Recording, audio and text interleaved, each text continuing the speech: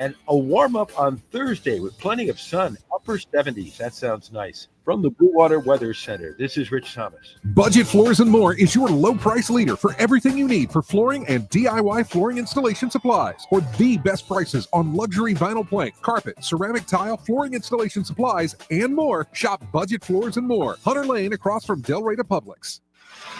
1819 News.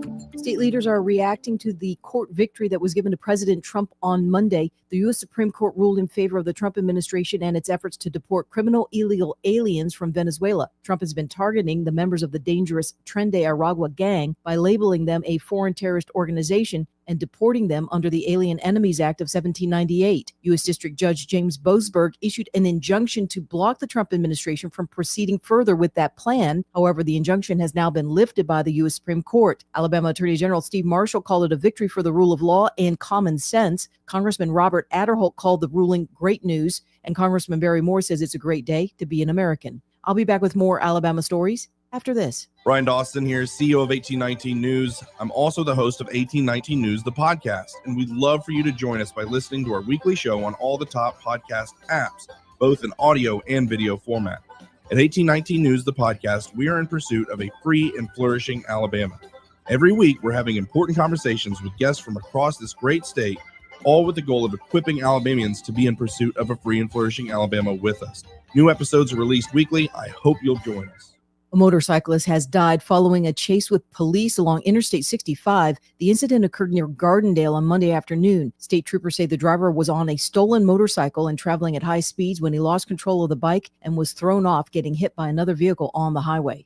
The U.S. Department of Health and Human Services has announced cuts to grant funding that will affect the University of Alabama at Birmingham. The grant money to be cut was for a study at UAB to improve the distribution of the COVID-19 vaccine among racial and ethnic minority groups, in particular Black and Latino communities. The grant total was $1.2 million, with about $500,000 still unspent. I'm Andrea Tice. For more news affecting Alabamians, go to 1819news.com. And while you're there, subscribe to the daily newsletter.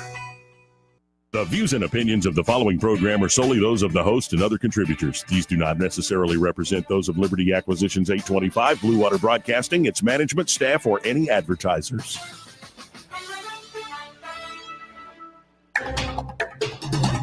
It's time for Montgomery's Conversational Radio Show. It's news and views on News Talk 93.1 FM. To join the conversation, call 272-9228.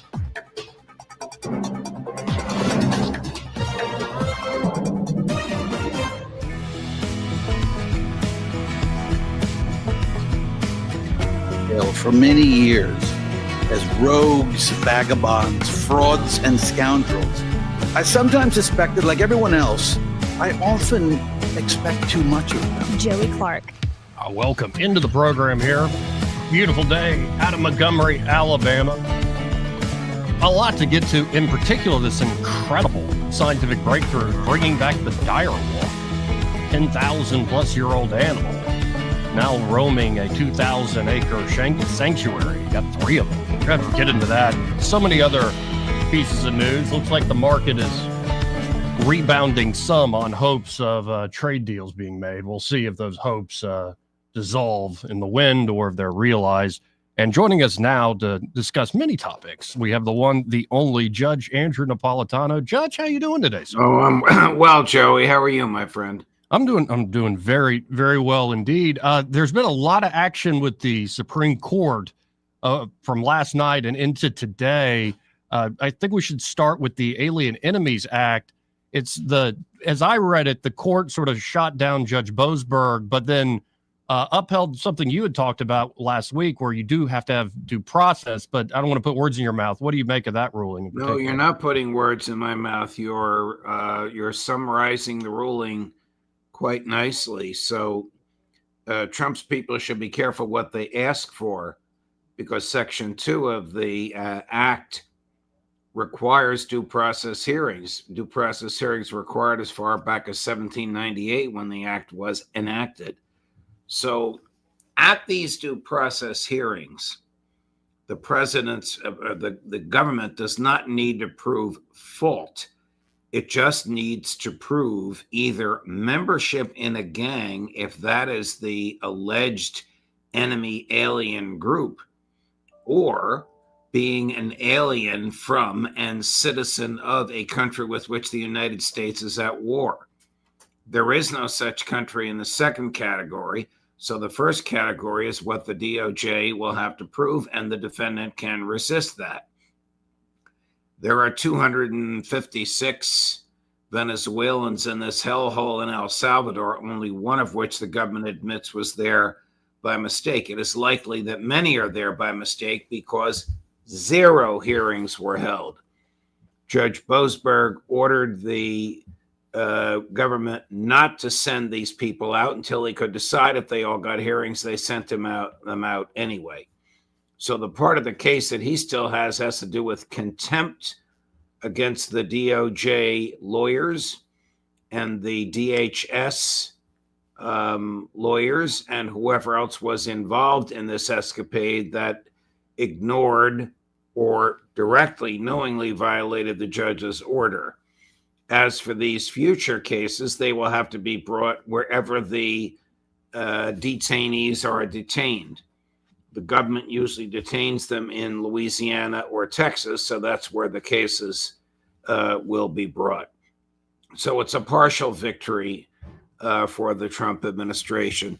I'm not happy with it because I think the government shouldn't be, that the Fifth Amendment means that the government shouldn't be able to take life, liberty, or property without demonstrating fault. And membership in a group, we don't punish collectively in this country, we punish individually.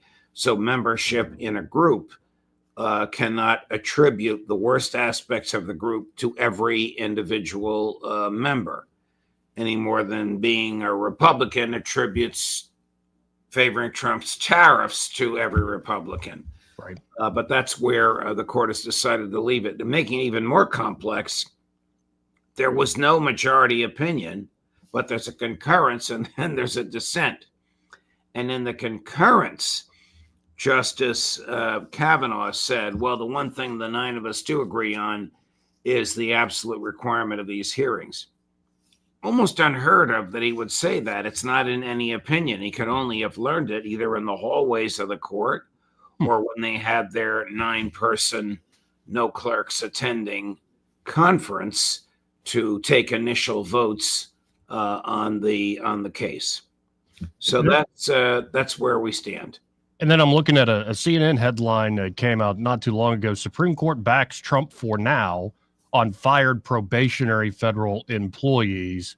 And just reading the first line here, they allowed the Trump administration to keep several thousand probationary federal employees in its attempting to fire off the payroll while lower courts weigh whether the downsizing efforts are legal. So this sort of one of the lower court judges wanted to reinstate all these employees. This essentially says, no, you can still keep them off while this is adjudicated. The problem is that the employees themselves did not file the lawsuit, but a labor union representing them and an advocacy group in their behalf did. So when federal judges, whether they're district court judges or Supreme Court justices, don't want to hear a case, they will say, oh, it's filed in the wrong place or filed by the wrong person. So these people will go back and refile it, and it'll eventually make its way back to the Supreme Court. Now, I just want to underline before I move on to another issue, because you wrote about this in your op-ed last week, because I'd imagine more and more big cases are going to be before the Supreme Court. You're already seeing big cases in front of lower federal courts. What is the role of the judiciary in our constitutional system as it was set up by Madison and the founders? It's changed over the years, I'd imagine. But what is the role of the judiciary here? I wrote about that last week, and it is in my column again this week. The whole purpose of an independent judiciary is to be anti-democratic. Its job is not to reflect the public will. Its job is to preserve the life, liberty, and property of individuals from the two popular branches who from time to time will impair the life, liberty, and property of individuals.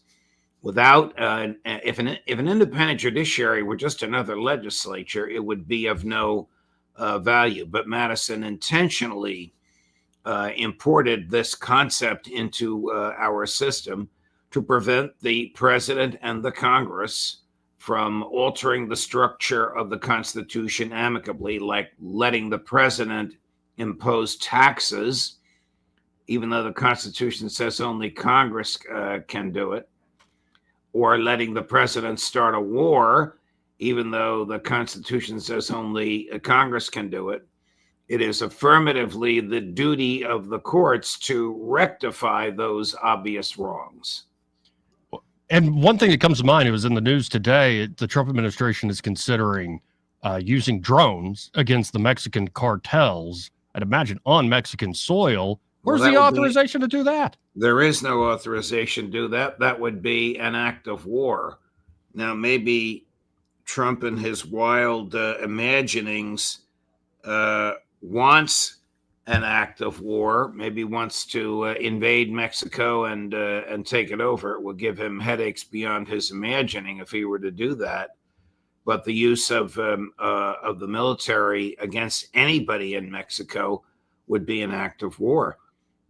Look, if a drug dealer is chased across the Rio Grande, the American police cannot go after him. They do not have authority there. If he runs from Texas to Arizona, yeah, of course they can go in hot pursuit, but they can't go to another country. Presumably, our diplomatic and law enforcement relationships with Mexico would allow the Mexican authorities to pick up the trail of such a person in my hypothetical. On the other hand, if there are people coming here, he can't just kill them with drones. That would be murder. You can arrest them, indict them, put them on trial, and see which way the jury goes. Now, he has a bizarre view of law enforcement. There's a clip making the rounds this morning of him on Air Force One saying American criminals should be shipped to this place in El Salvador, where they're out of the reach of judges. I mean, this is a shocking ignorance of the Fifth Amendment and the Eighth Amendment and the standard interpretations of it. Shocking. Well, and just a person who took an oath to preserve, protect, and defend the Constitution. Well, and just to add a little more detail for the audience out there listening, say it's somebody who is convicted and sentenced to life in Alabama for murder. It would be a violation of the Eighth Amendment to send that person to that prison in El Salvador, in your mind. It would also be a violation of the Fifth Amendment because El Salvador is outside the reach of the courts. So you would be denying that person access to the courts for any due process need the person would have. To make it even more ridiculous, the crimes that Trump said he would send people away for, hitting old ladies over the head, pushing someone in front of a subway in New York City. These are not federal crimes. These are state crimes that have nothing whatsoever to do with the federal government. Now, one issue that I saw the New York Times is a big piece about it today, but the issue of IVF, we're seeing the technology brought to bear. I don't know if you've seen the direwolf story. They've brought back this old species. It's quite remarkable. But when we especially start applying these, say, genetic modifications, the ability to do more and more with manipulating, say, human embryos, I think I recall you were very praiseworthy of the Alabama Supreme Court. I believe it was Justice Jay Mitchell here who wrote that opinion, saying this is human life, it must be protected. And in general, what I'd imagine your opinion stands there. But where do you see this going? Because the technology, it's like we've opened Pandora's box here. And well, we have opened Pandora's box. The president happens to be very much in favor of this, so that will keep the DOJ from interfering. Look, I've often been harshly critical of Republicans on pro-life issues. They're pro-life only when it's convenient and when it's going to win votes. They do not understand the value or the meaning of human life. If they did, they would be introducing legislation to protect it, and they haven't, and they don't. Yeah, and I think it's very interesting when people bring up like animals, or we might be able to stop certain diseases. But when you start really, if you have to destroy human life, destroy human embryos in the process of engaging in this activity, I mean, that's murder. I mean, this is basic stuff. Well, that's what the Alabama Supreme Court found. I think that was changed by the legislature. You'll have to correct me if I'm wrong. But they added immunity for the clinics, and so it sort of leaves the question of, is this property of the parents? Is this the child of the parents? It leaves that still in legal limbo, I believe. Yeah. Well, the answer has not been definitively answered by the courts. The courts should err on the side of humanity. I don't know if they will, but they should. Well, I always appreciate your time, Judge. If folks want to check out Judging Freedom, who do you have coming up this week? I have Jeff Sachs on, Professor Sachs. Professor Sachs was so aggravated at the tariffs. He called me up Thursday afternoon and said, "I'm in New Delhi, India. I've already been on your show once this week. Can I come on and blast the tariffs?" 400,000 views. So Jeff Sachs can come on whenever he wants. Well, I saw that. I hadn't watched it yet. I need to check it out. But I always appreciate your time and appreciate your insights, Judge. And as much as I appreciate you. Thank you, Joey. All the best. God bless. Thank you, sir. Again, folks, that is Judge Andrew Napolitano. Always appreciate his time. Eddie and Byron are here in the studio. Eddie Bader and Byron Sheehy. How you two gentlemen doing today? Pretty good, man. Good? Mm-hmm. Yeah. No complaints. Now, I'm sure y'all have seen the dire wolf thing. Yeah. Yeah. You mean that? Wait, what do you mean? Yeah. You're not that impressed by it? Sure. No. That is just, that's absurd. Like, what do you? Because I saw a new Kawasaki robot this weekend that's like a lion and you can ride it, and that impressed the crap out of me. A robot, like a lion that you can ride. It's a lion and you can ride it. You can take you to mountains. It's like the what's the show, Black Box or whatever used to come on Netflix. Oh, I know what you're Black Mirror. Black Mirror. Yeah. The robot that he's talking about. It's like that dog episode that like hunts the people down. But and you ride it. It's bigger than those things. That was impressive. But they took. And they're going back in time. They took DNA from a 10,000-year-old species that's been extinct. I just read something that said it was just gray wolf DNA that was mixed with some other, and we can get into it. To the incubator. But the argument is actually, what this team at Colossal is the name of the company figured out is like, and they're trying to bring back mammoth too.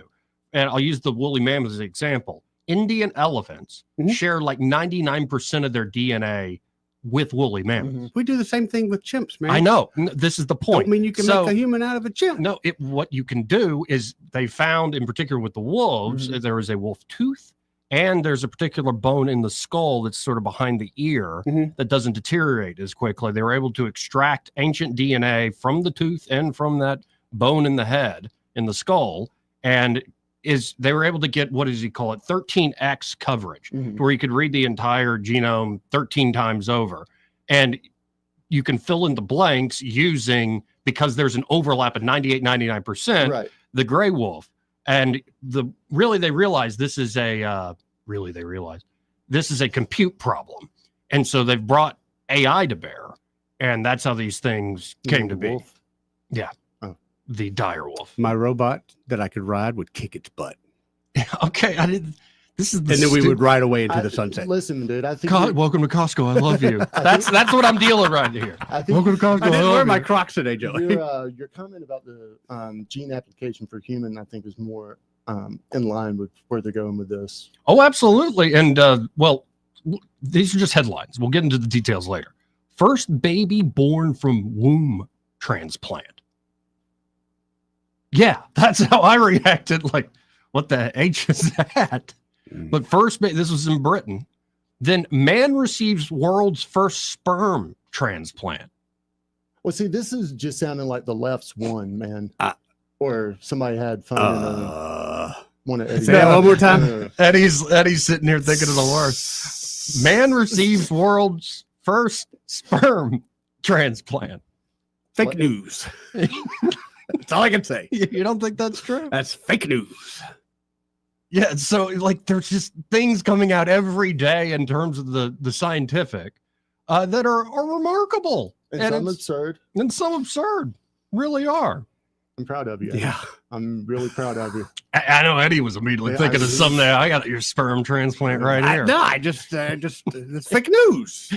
Is it news? It's the year 2020, Yeah. right? Is it even news? Yeah, there's a location for that back in the day.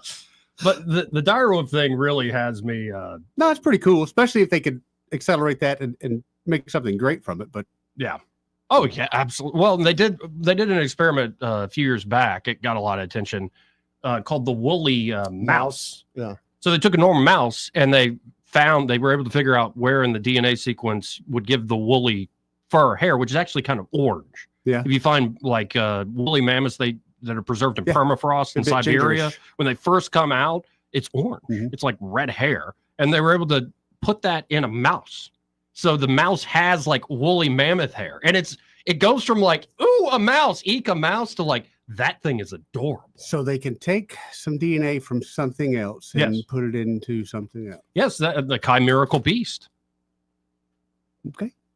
It's a very cute chimerical beast. I just can see some dangerous applications there. Oh, And absolutely. some No, this circus freaks. This is where I'm of split mind here, where I'm like, that's so freaking cool. That's so awesome. And I'm also like, I remember seeing Jurassic Park. Yeah. I'm Mr. Thank you. DNA. You don't think Thank we're you. going to end up getting like a lot of sterile type creatures, kind of like jackasses? Yeah, they're Or- not going to get the first one right. Just remember Okay. that. Well, here's a short video. This is how they brought the dire wolves back. At least they're claiming. Let's How about listen. kudos to the marketing team? Oh yeah, sure. They No, and ed- you got they- a lot of people who are now invested in this company. They too, edited like the to Grey tune of Wolves, billions. and now they're making millions because it's a Yeah, but I wolf. believe this is Beth Shapiro. Let's listen in. There are 7 steps to making a direwolf. The first step is to find actual direwolf fossils. Second, we have to generate this genome sequence from a direwolf. So we use the tools of ancient DNA. We take the fossils that we found, we grind them up, and we extract preserved DNA. We then have to line those up and assemble them into the whole direwolf genome sequence. The third step then You is know, that's an easy step, right? Yeah. to identify what it is that made a direwolf like a direwolf and not like a gray wolf. To do this, we line the direwolf genome up against the gray wolf genome on a computer, and we scan them, looking for where they're different from each other. This is how we identify the core genes that makes a direwolf a direwolf. After we've identified which of the genes we want to change, it's time to design the tools that we're going to use to actually make those edits in living cells. This is part of the genome engineering process. Step 5, which is actually using those tools to make the edits. This is where we're working with cells in a dish in a lab, and we are actually going into the genomes of those cells and cutting out the gray wolf versions of the genes and pasting in their place the direwolf versions of those genes. After we have those edited cells, it's time to turn that into a living animal. So step 6, embryo transfer. This is where we take these cells and we take another cell that has had its nucleus removed, so it doesn't have any of its own DNA, and we inject in its place our edited genome sequence. And then we're on to the final step. Transfer those edited embryos into a surrogate maternal host who's going to give birth to our direwolf.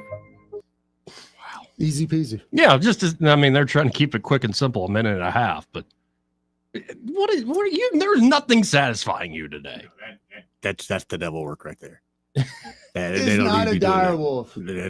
Yeah. It's a gray wolf with a few. It's a edits. labradoodle. Yeah. At the end of the day, they're just making That's it. fancy labradoodles. And all we're gonna this right here is gonna be $1 billion company in about 20 years. And Yep. we're gonna have a bunch of Scarlett Johanssons running around. Yeah. Oh no, the guy who founded this company was on Rogan last night. I encourage everybody to listen to it. He's like, "Oh yeah, I've already gotten calls like, can you make me a direwolf, sir? I will pay very handsomely." I don't think they're going to just be asking for the direwolf. Right.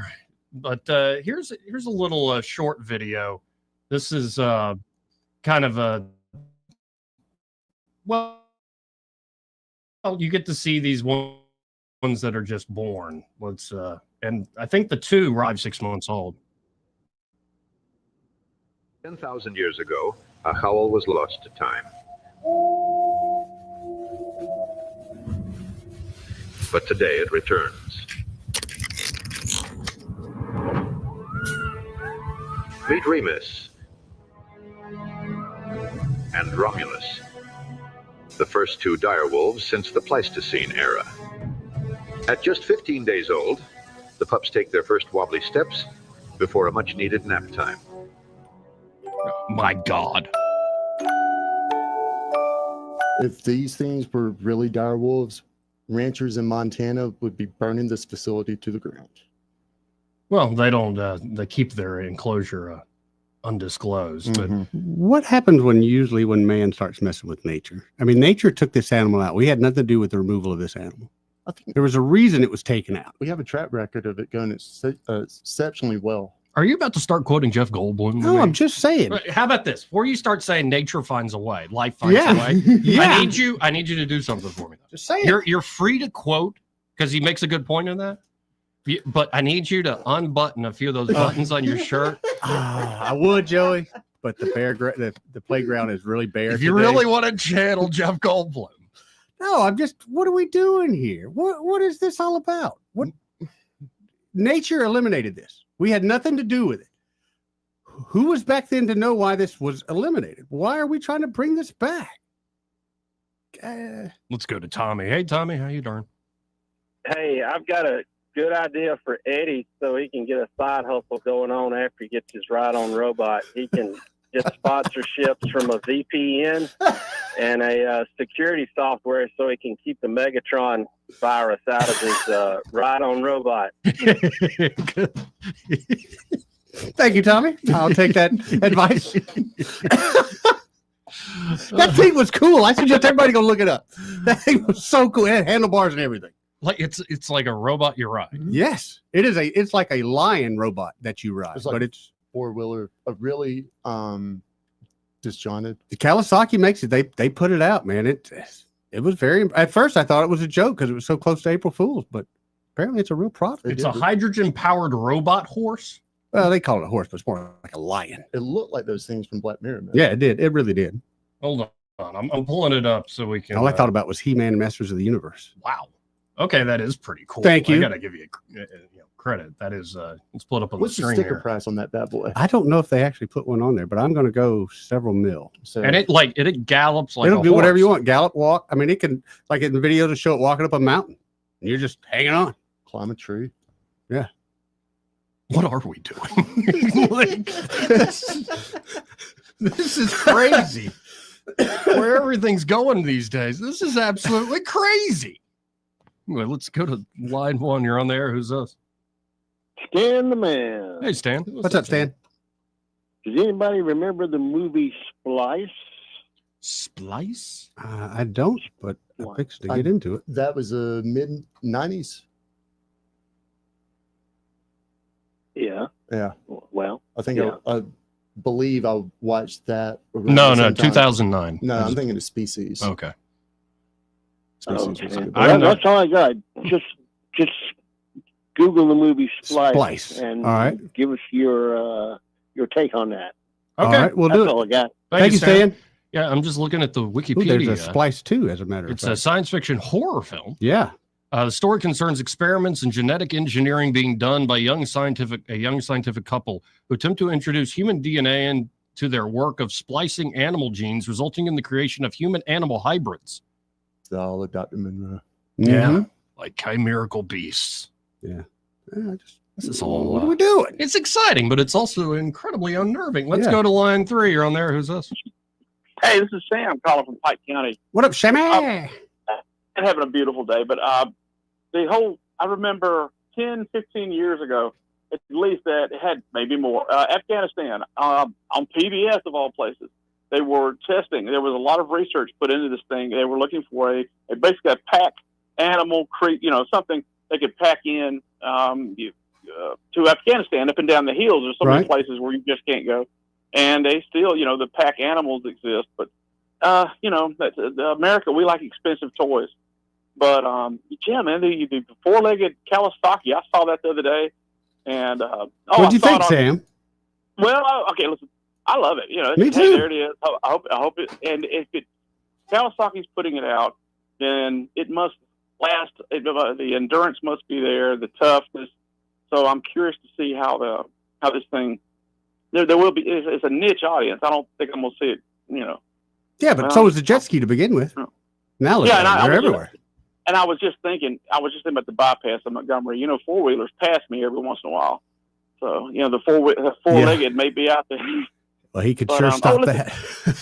But hold on. And the dire wolves thing now. Yeah. Last year, the woolly mammoths, that is happening right now. That research is going on. You'll see that thing. Oh, yeah. So, Tasmanian tigers, they were alive, you know, not too long ago. The giant beaver. So is Jack the Ripper. Why are we doing this? Hold on. You jumped at a giant beaver. Yeah. When Smith first got his crowd of the Mormons down to Salt Lake, the giant beavers were still there. They're written about. These are prehistoric beavers now. These jokers, big joy, but they were still there. And first potatoes, and they killed some beavers, and they survived the first winter and all that. How big a beaver are we talking?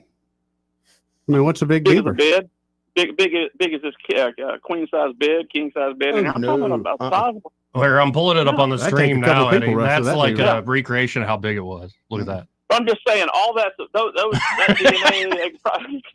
Eddie's just reading. No, we don't need giant beavers, man. No, I see why the trees were so big, man. They said they were still there. They were working the Salt Lake. I guess that was their last holdout. But but yeah, guys, I just wanted to share that. But it's amazing, and AI is going to make all this stuff go so much faster. So we're all one virus. We're all one retrovirus away at the end of the day, that's kind of what we are. From being totally obliterated. And a good way to get a virus into the system is this genetic crap that's happening. That's man. This kind of brings perspective to the whole trade war. Oh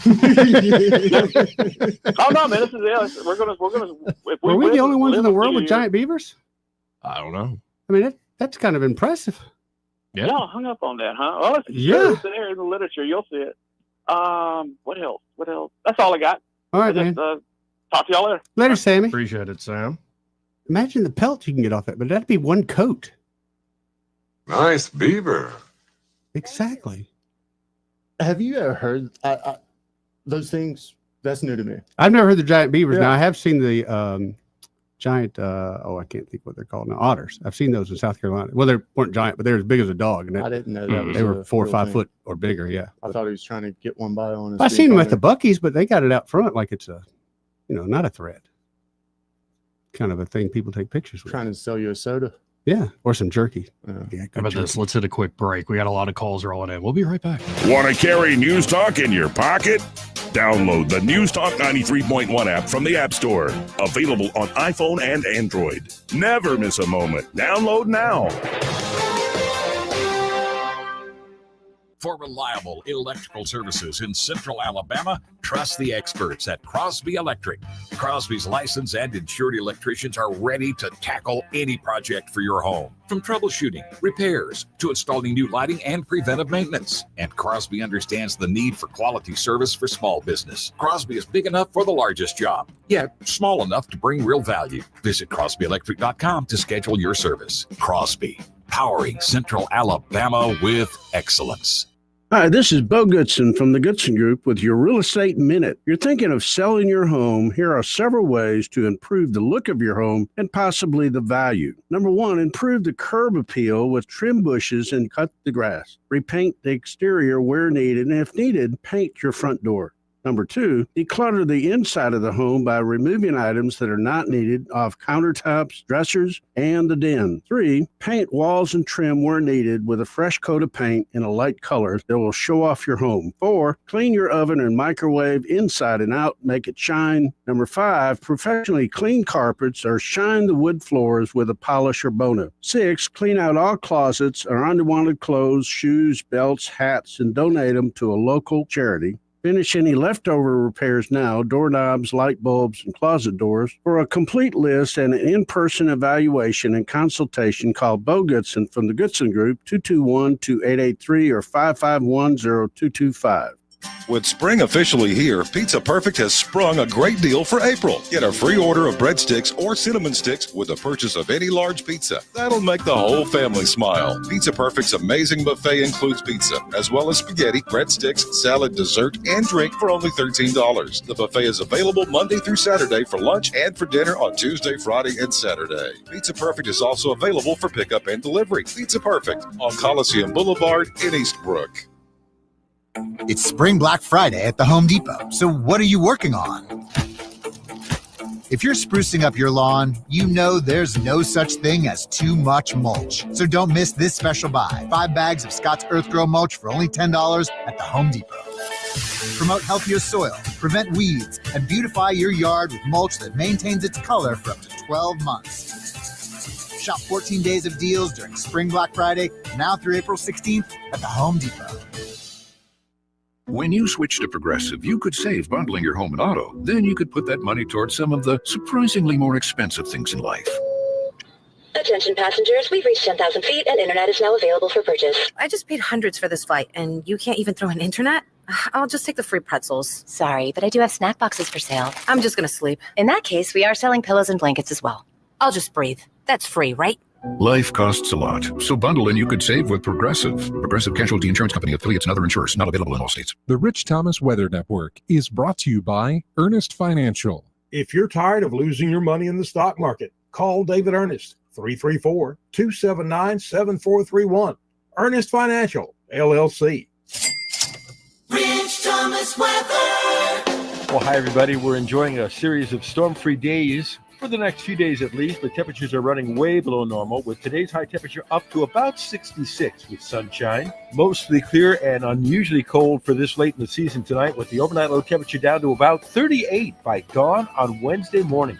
A nice day Wednesday, not quite as cool, with a high temperature up to about 71. Back to the low 40s again on Wednesday night, and a warm-up on Thursday with plenty of sun, upper 70s. That sounds nice. From the Blue Water Weather Center, this is Rich Thomas. If it concerns your community, you'll hear about it on News Talk 93.1. News Talk 93.1 FM WACV.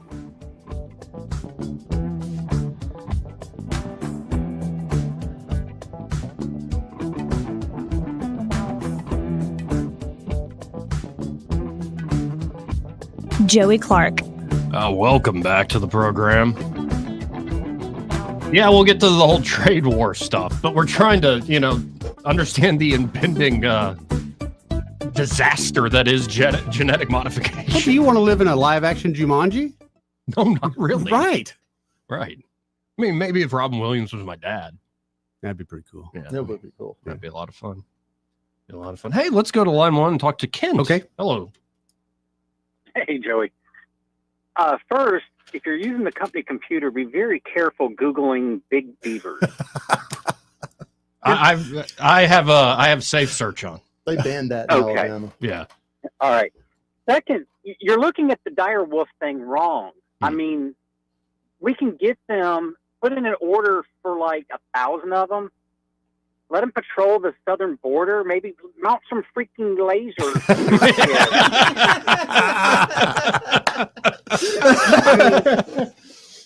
We've got potential here. Yeah, that is true. And once you get past the wolves, you have to deal with the big beaver. That's right. Just an idea. That's a good one. Thank you, Ken. Yep.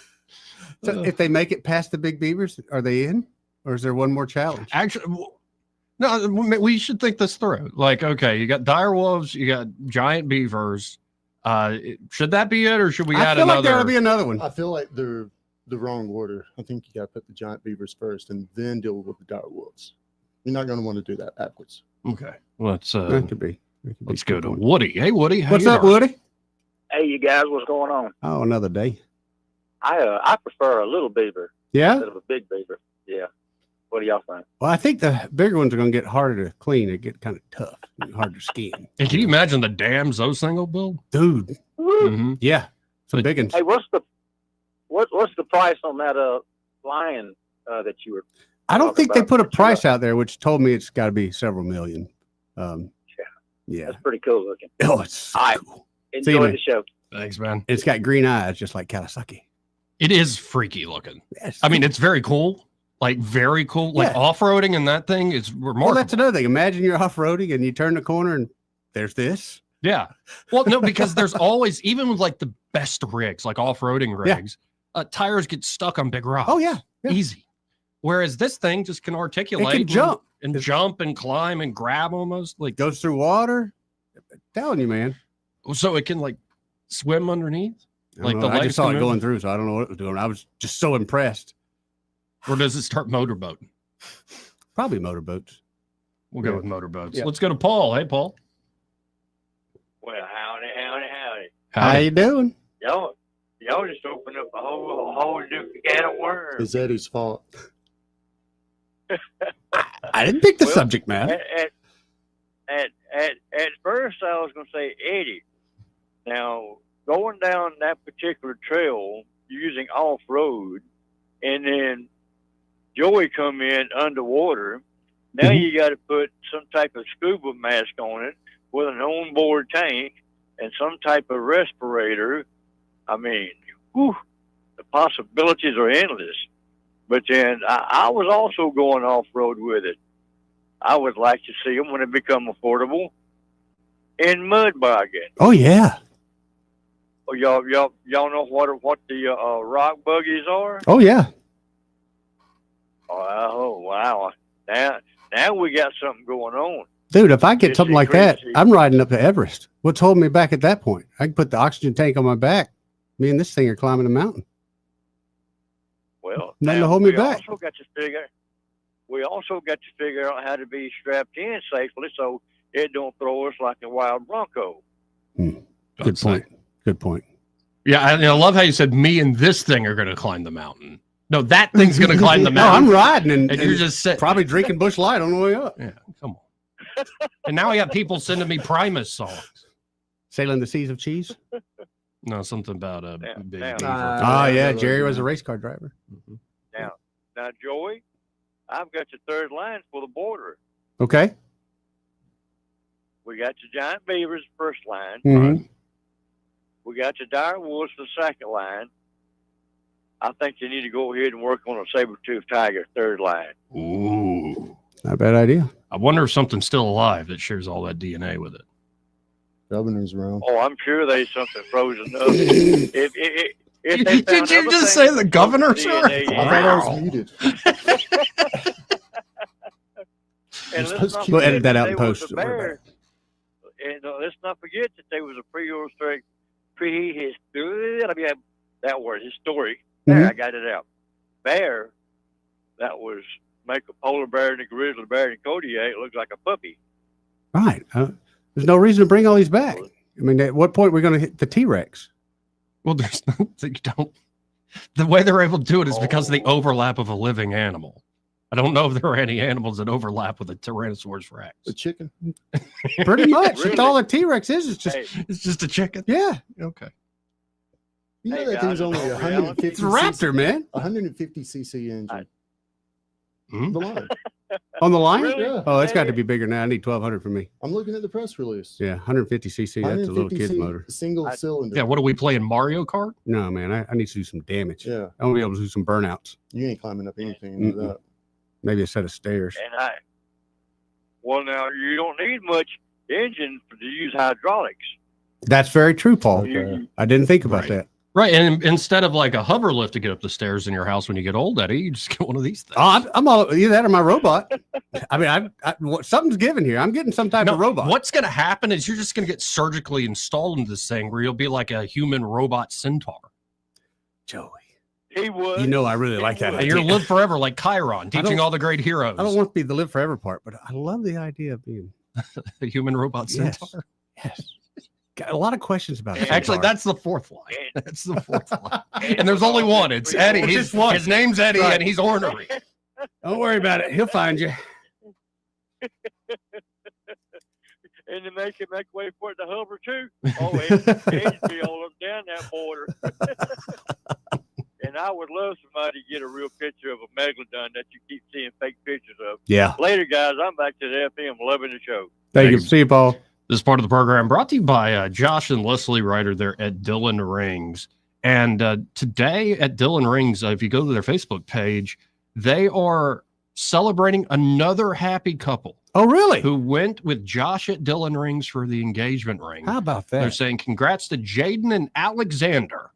They are happily engaged. I'm looking at the ring created by Josh. Now that is beautiful. Quite a beauty. What a rock. Mm-hmm. And also Somebody was tasteful. I serious. love that band. Like the, oh wow. Yeah. I love that. I love it how the band's a little less shiny. It's a nice contrast. Mm-hmm. That's absolutely gorgeous.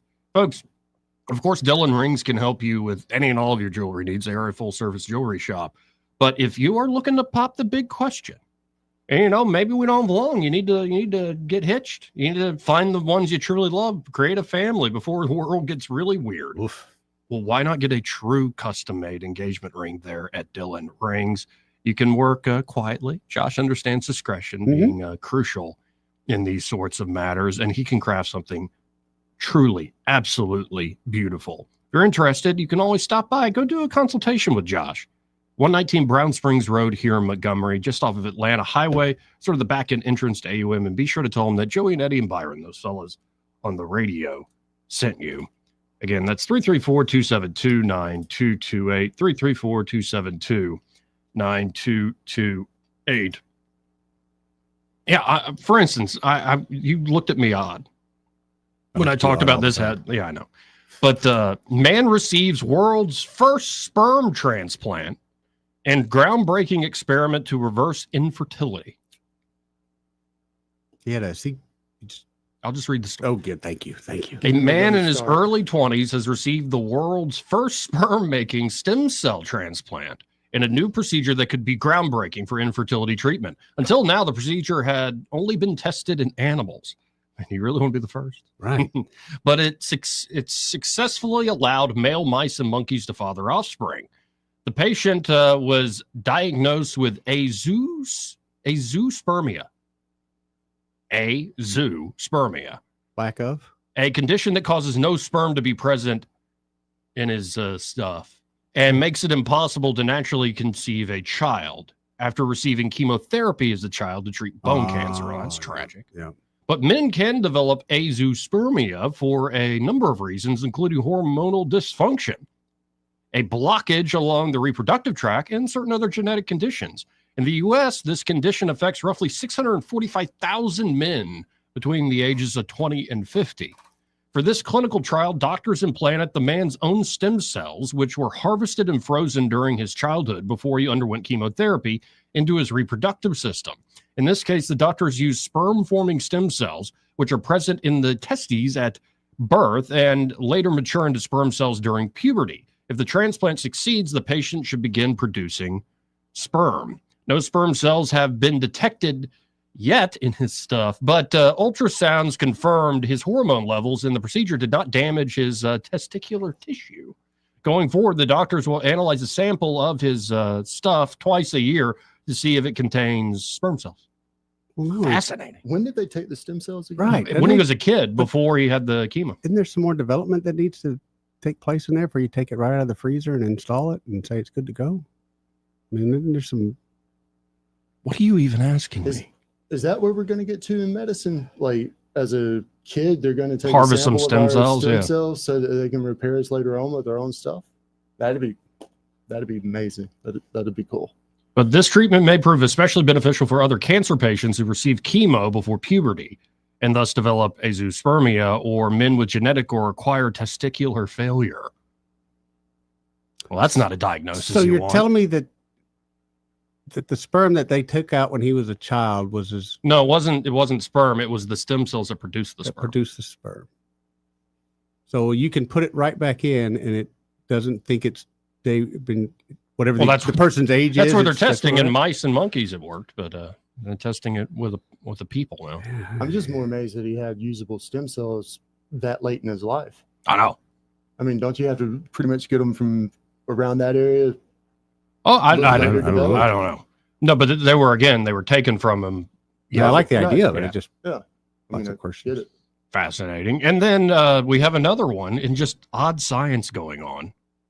First baby in UK born from a womb transplant. When Amy Isabel Davidson was born 6 weeks ago, surgeons in her delivery room broke down in tears of joy. The little girl made history by becoming the first child in Britain to be born from a womb transplant in an organ donated by her aunt to her mother. So sisters, like the sister gave her womb to the other sister. Amy was delivered by NHS cesarean section on February 27th at Queen Charlotte's in Chelsea Hospital in London. Her mother, Grace Davidson, who's 36, described the feeling of shock at holding her daughter after getting a womb transplant from her older sister in 2023, who Amy is named after. How in the world did they do that? I'm looking for like how this was even.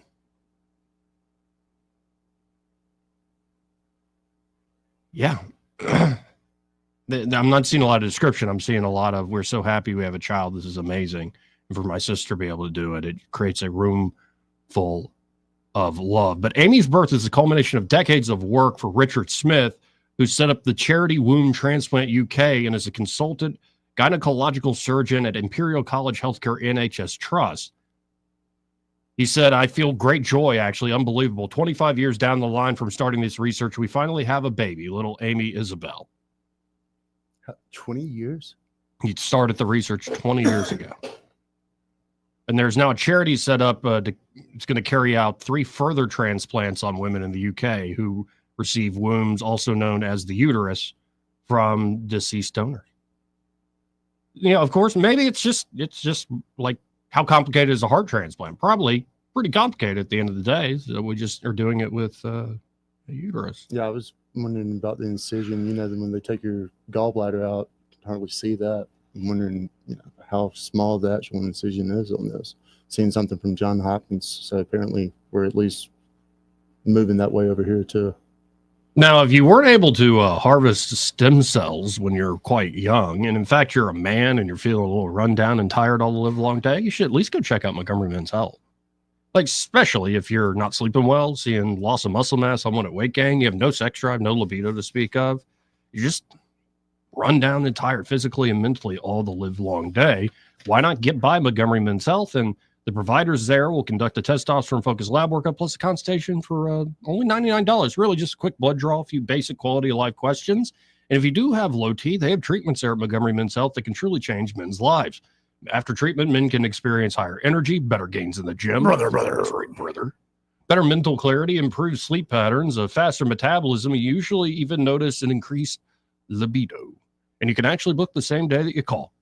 Call them up today, 440-3663. That's 440-3663. Or go to MontgomeryMen'sHealth.com to book your appointment today. He may not know whether he's coming or going, but whether you're going to work or coming home, Greg Budell is there. Mornings, 6 till 9, and afternoons, 3 till 6. Only on News Talk 93.1 FM, WACV. For too long, Alabama's statewide news companies have shamed us for our conservative Christian values. Alabama deserves a news company that cherishes our culture, a company that isn't bought and paid for by the powers that be. 1819 News is that company. Run by Alabamians for Alabamians, 1819 News celebrates what is good and beautiful about our state while exposing those who work against our values in secret. Just go to 1819news.com to learn more. Subscribe to our newsletter. That's 1819news.com. Hi there, I'm Kim Williams with Alabama Home Mortgage. For years, I've been asking you to call me at Alabama Home Mortgage because there is a difference in mortgage companies. When you call Alabama Home Mortgage, from the moment we pick up the phone, you will hear the difference. We are passionate about what we do. To us, you're not just another applicant. When you call on us, you are trusting that we have your best interest at heart, and we do.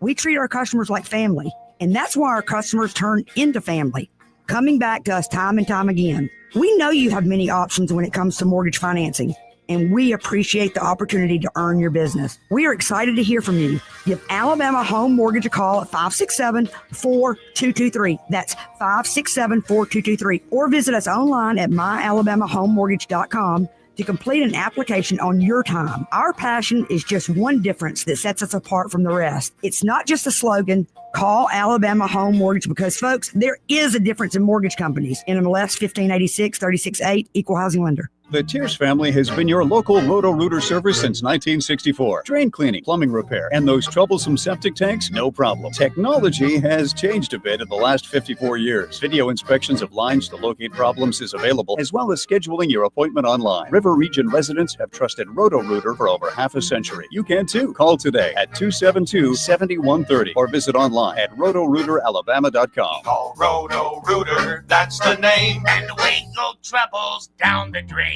Roto-Rooter. Hi, I'm Allison Chandley, account executive with Blue Water Broadcasting. Why should you advertise with us? Did you know that more Americans listen to the radio than use Facebook each week? Did you know that 77% of listeners would try a brand or product endorsed by their favorite radio personality? Contact me, Allison Chandley, by going to bluewaterbroadcasting.com to find out more. Blue Water Broadcasting, local folks helping local business. No one wants to wait on service for an overhead door. With 20 years in the industry, you now have access to the best with All Access Overhead Door. All Access Overhead Doors offers prompt professional service at affordable prices on all service and new garage doors for residential and commercial locations. All Access Overhead Door serves the River region and can take care of whatever you need when it comes to your overhead door. Remember, you have access to the best. All Access Overhead Door. Call and schedule an appointment today. 320-2440. And like them on Facebook. They sell the best and service the rest. News and talk without the static. The River Region's most trusted voice. News Talk 93.1 FM WACV. Welcome back. Let's go right to the phones and talk to East of the Rockies. Hey, East, how you doing? Hey, good afternoon. Look, I was going to introduce myself as Dr. Moreau. The idea of a chimera, a synthesis of one animal and another for cheap labor is not too far out of the realm of possibility. I guess you heard that Costco quit carrying a product because they were using monkeys to harvest coconuts and abusing them, pulling all their teeth so that they wouldn't bite the handlers. Oh, good God. Yeah, and so here's the thing. If we extend the wolves to human beings, is it beyond the pale that they would take chimpanzees and interbreed them with us genetically so that we could have cheap, expendable labor? Oh, you are like writing a dystopian future right before my eyes here. You already got labor. Yeah. I'm going to call it 2084. I ran into some copyright problems, though, but it really is something to think about because as a man of faith, I oppose that vehemently, not because I'm afraid the genetic pool will be contaminated, but because of the dignity of life. Thank you. Right. Well, that's a horrifying thought. I have a more feeling that if they get the humanoid robots right, where it's just robots, Right. that's going to be taking up most of the work. Oh, yeah, that worked out really well for Will Smith, didn't it? Back when Will Smith was cool and he wasn't. That's right. Yeah, they're going to have robots, and then they're going to drain Lake Michigan, man. Where will it stop? I don't know. I don't think there are any brakes on this car. Guys. Thank you, East. Have you seen any, by the way, those Will Smith interviews that have come out recently where he's just talking about what happened with the Oscars? He doesn't look like the same person. Dude, I stopped caring about that dude about the same time that Jazzy did. You're a wise man. Yeah, man. Uncle Phil. We got to hit this break. Second hour coming up. Broadcasting from the Riverside Chevrolet Master Control Center, this is WACV Cusana, News Talk 93.1 FM. When it's Chevy, it's Riverside. With SRN News, I'm John Scott. The stocks are rising worldwide as some relief flows through financial markets. President Trump talked about the progress on a tariff deal with South Korea, and Tokyo led global markets higher after Japan appointed a trade negotiator for talks with the United States. Up to 70 countries have contacted the U.S. to negotiate tariffs. South Korea says its military fired warning shots after 10 North Korean soldiers crossed the border. The North Korean soldiers returned to the North's territory after those shots were fired. NASA astronaut Johnny Kim and 2 Russian crewmates have arrived at the International Space Station on board a Russian spacecraft. A Soyuz booster lifted off from Kazakhstan and docked at the station just over 3 hours later. This is SRN News. Financing a home, especially in today's market, is one of the biggest decisions you'll make for your family. Work with a mortgage company that puts you first. I do. Work with a lender founded on biblical principles like do unto others as you'd have them do unto you. I do. It's Mike Gallagher for the only mortgage company I've used for almost a decade now when financing or refinancing Fellowship Home Loans. I'm friends with the owners, Mike and Brian. I even have them on my show occasionally. I know the care their team puts into every single customer. I can personally tell you that it's a smooth, stress-free process, and that's due to Fellowship's level of service and expertise that puts you in the right loan for your family and your goals. There's a reason Fellowship Home Loans is flooded with 5-star reviews. Whether purchasing a home or a cash-out refi to consolidate some higher interest debt, you can trust Fellowship Home Loans. Start the process. Make the call. 800-510-MIKE, 800-510-MIKE, 800-510-6453. Fellowship Home Loans, mortgage lending by the book. Nationwide Mortgage Bankers, Equal Housing Lender, NMLS number 819382. Rich Thomas Weather is brought to you by MPM Feed and Seed. It's time to get those gardens ready. From seeds to plants to fertilizer, MPM has what you need. Shop MPM Feed and Seed in Prattville, 1313 Highway 31 North. Open Monday through Friday, 8 to 5, Saturdays, 8 to 1. Rich Thomas Weather. Well, hi, everybody. We're enjoying a series of storm-free days for the next few days at least, but temperatures are running way below normal with today's high temperature up to about 66 with sunshine. Mostly clear and unusually cold for this late in the season tonight with the overnight low temperature down to about 38 by dawn on Wednesday morning. A nice day Wednesday, not quite as cool with a high temperature up to about 71. Back to the low 40s again on Wednesday night, and a warm-up on Thursday with plenty of sun, upper 70s. That sounds nice. From the Blue Water Weather Center, this is Rich Thomas. CB&S Bank has a long history of stability and a legacy of serving our community's needs for generations. Since we began in 1906, at CB&S Bank, we're here for you. All loans subject to credit approval, member FDIC, and equal housing lender. I just got a call, bad traffic backup on Highway 31 coming out of Prattville into Montgomery, about a mile and a half from the river bridge. Everything's all backed up. I think they're doing a lot of work out there, and so it is all bottlenecked up with troopers out there and a lot of construction equipment. So again, that's Highway 231 coming out of Prattville into Montgomery. Find an alternative route, or you're going to be sitting there for a while. Appreciate y'all calling that in. We'll be right back. From the Blue Water Broadcasting News Center, these are today's top stories. Prattville police have arrested a man charged with sexual assault. The incident happened early Sunday morning at Overlook Park, where 44-year-old Roderick Harris allegedly forced an unidentified woman into a bathroom where he sexually assaulted her. Harris is charged with first-degree rape and sodomy and is being held without bond. A teenager killed in a Montgomery weekend shooting has been identified. The victim, 17-year-old Xavion Simpkins, was shot late Friday night in the 3600 block of Madeline Lane in the Forest Hills neighborhood. Simpkins was pronounced dead at the scene. No further information has been released in the ongoing investigation.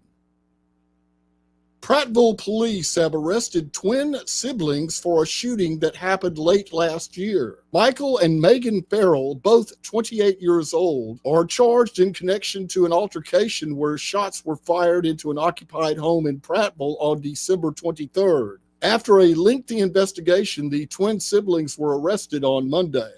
From the Blue Water Broadcasting News Center, I'm Sky Mosley. This hour of news and views is brought to you by our good friends at Alabama Home Mortgage. Alabama Home Mortgage, 567-4223. Visit them on the web at myalabamahomemortgage.com. NMLS number 1586368. An equal housing lender. Since 1966, Alabama Sheriff's Youth Ranches has been more than just a place to stay. It's been a place to belong. For children facing hardships through no fault of their own, our ranches provide more than shelter. We offer a warm home, a loving family, and a future filled with hope. With open arms, we welcome these young hearts, giving them the love, structure, and guidance they need to heal, grow, and thrive in a warm Christian environment. Together, we can give Alabama's children the chance they deserve, a chance to dream, to succeed, and to feel truly cherished. Every donation stays within Alabama, directly impacting the lives of the children who need it most. Join us in making a difference. Visit AlabamaSheriffsYouthRanches.org. Follow us on Facebook and Instagram, and download our app from your app store. We'd be honored to have you as a part of our mission to lift up Alabama's youth. And remember this, it's easier to build boys and girls than to repair men and women. The views and opinions of the following program are solely those of the host and other contributors. These do not necessarily represent those of Liberty Acquisitions 825, Blue Water Broadcasting, its management, staff, or any advertisers.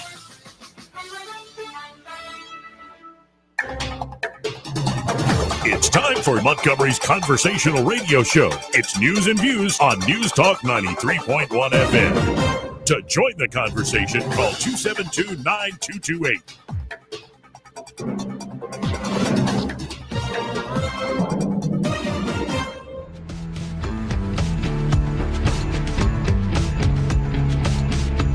Here's how you conduct yourself in a democracy. Joey Clark. Welcome back to the program. Now, as we get into the whole trade war thing, it looks like the markets are positive today on hopes of deals being made. Well, there's buying opportunities out there. Right. And I've long thought, no, this can serve many functions. And I'll play in a little bit. The Treasury Secretary says, I describe tariffs like a melting ice cube. So folks are like, well, how could tariffs raise revenue? But it's also to bring back American manufacturing. He's like, well, it's temporal. Initially, it's going to raise a lot of revenue. And as the ice cube melts and you have more and more folks building factories and jobs here, you're still going to get more economic activity and taxes from, payroll and all these other things, but you're not going to get as much from the trade. So like it can initially be revenue. It can then also be an incentive to invest and work here. But I also think it is a sorting mechanism to remake the world order. Mm-hmm. I really do believe that. And you're already starting to see Japan's coming, South Korea's coming, like so many other nations, Vietnam, and like all these nations, European Union saying we're like, we'll go 0 for 0. Right. So this is going to be fascinating to see it all play out. But because the more I think about it, the reason this was done globally, like even the 10% wall on like Israel and other places, was a message, even a 10% tariff on like the Penguin Islands or something where no people live. It was a clear message to China. There's no loopholes. Right.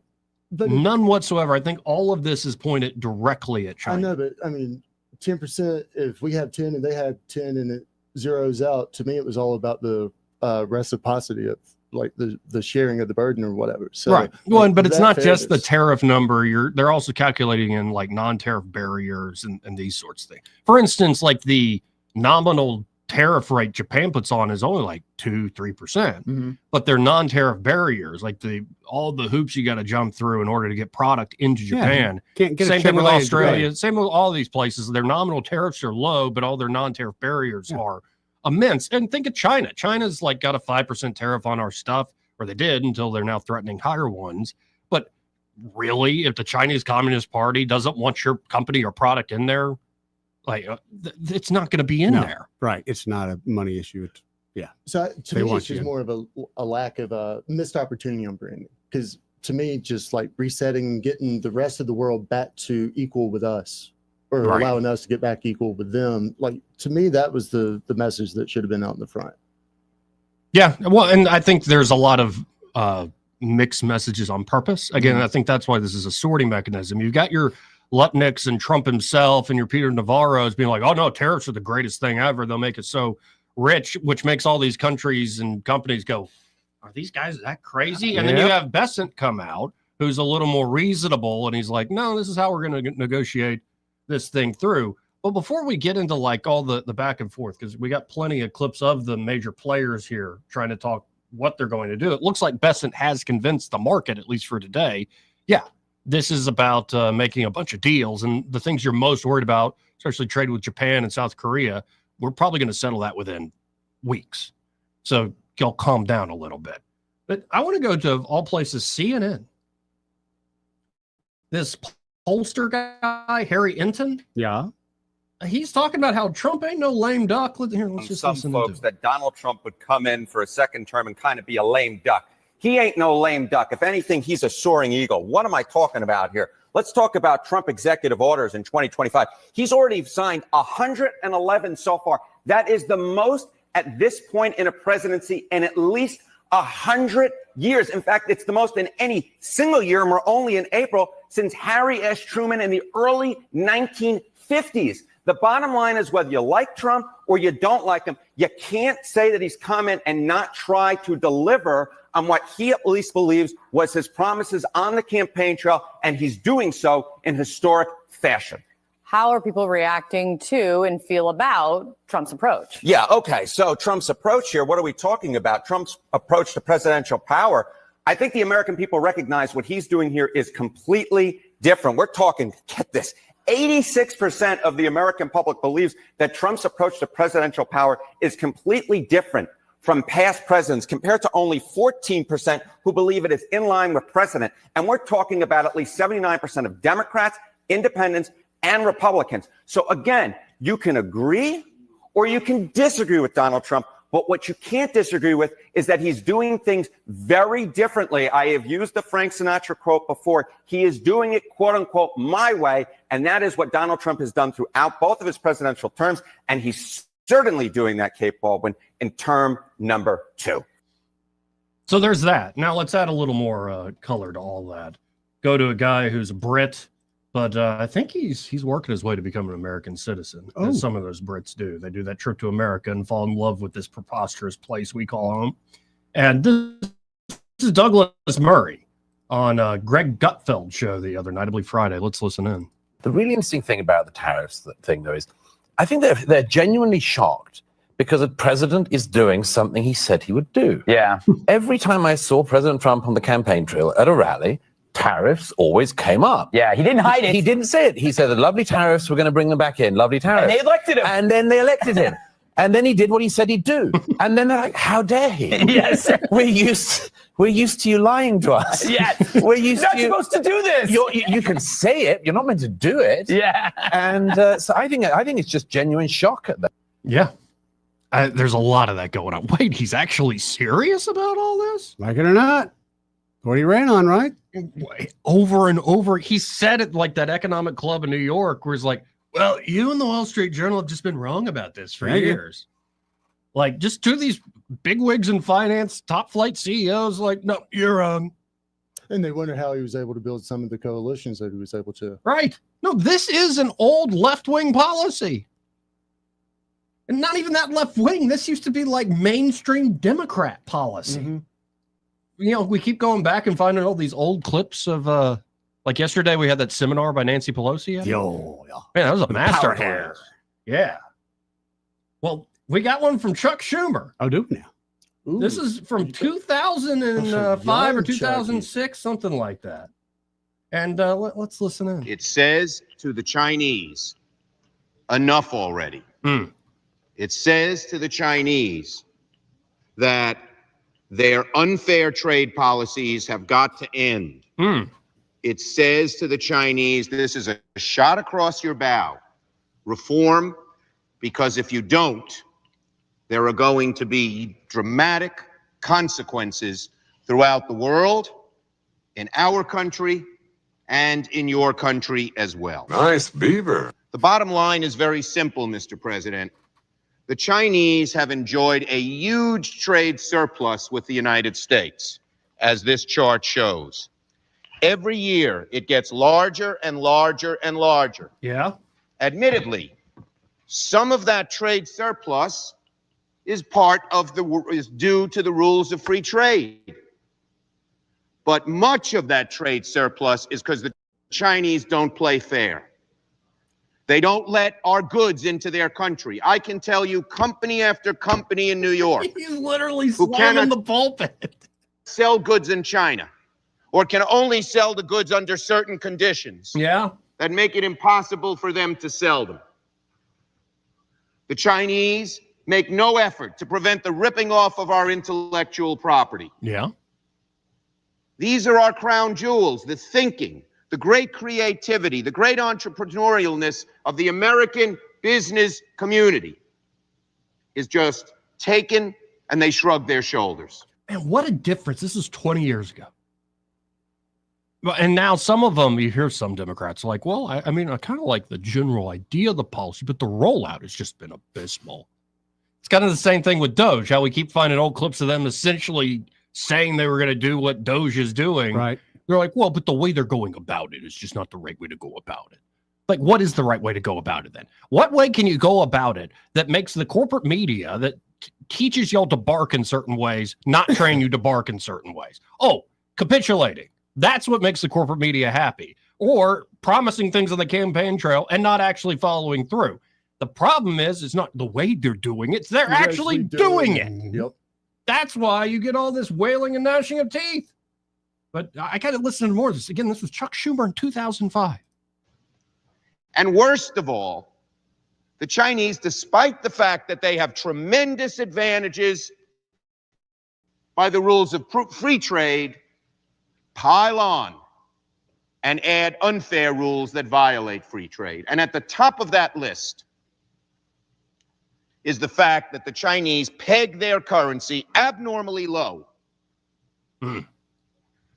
so that their exports get a 27% advantage here in the United States. Our imports get a 27% disadvantage when sold in China. Every tenet of free trade, if you believe in it, says they should not peg their currency. Don't peg your currency. And Senator Graham and I have forborne. We were asked by the administration last year. Wait, are you talking about Lindsey Graham? Oh, yeah. Oh, there's a comment about earlier. There's a joke just waiting to be made. But they're forbearing or something like that. Let us negotiate. I agree. Negotiating would be better. Uh-huh. But nothing happened. You see, nothing happened. The Chinese give lip service, right, and don't change their trade policies a jot. What does this mean for America? It means a huge job loss. Huge. We have suffered dramatically in manufacturing jobs and now service jobs and other jobs. It means we have a huge trade deficit. It means the dollar sinks to abysmally low levels, threatening our wealth. And it creates chaos in the whole world trading system. Yeah. The euro and the yen bear the pressure of the Chinese currency devaluation against the dollar. We are fed up, Mr. President. Yeah. This is a measure that shouldn't have to be on this floor. The Chinese should play by the rules once and for all. What is the measure, by the way? It was Lindsey Graham and Chuck Schumer getting together to say, we're going to slap a 27.5% tariff on China's ass. This is the day that they started making deals with China, is what it is. The China. I love how he's complaining. You negotiated, nothing happened. Yep. That's you. Congratulations. I just wish he could hop in his DeLorean and see what the deficit looks like a little closer to this side of the clock. Oh, yeah. It's what? It's almost $300 billion now. Woo! Now, that brings me to China. China. How's China? Well, China has said, we will not back down. We will fight Trump to the end. Also calling the 50% tariffs that, Trump said, if you retaliate against my 34%, we'll go to 50. We're going to go to 50. And they're like, that's blackmail. We don't respond to bullying. That's bullying. We're going to fight you. And Treasury Secretary Besson said,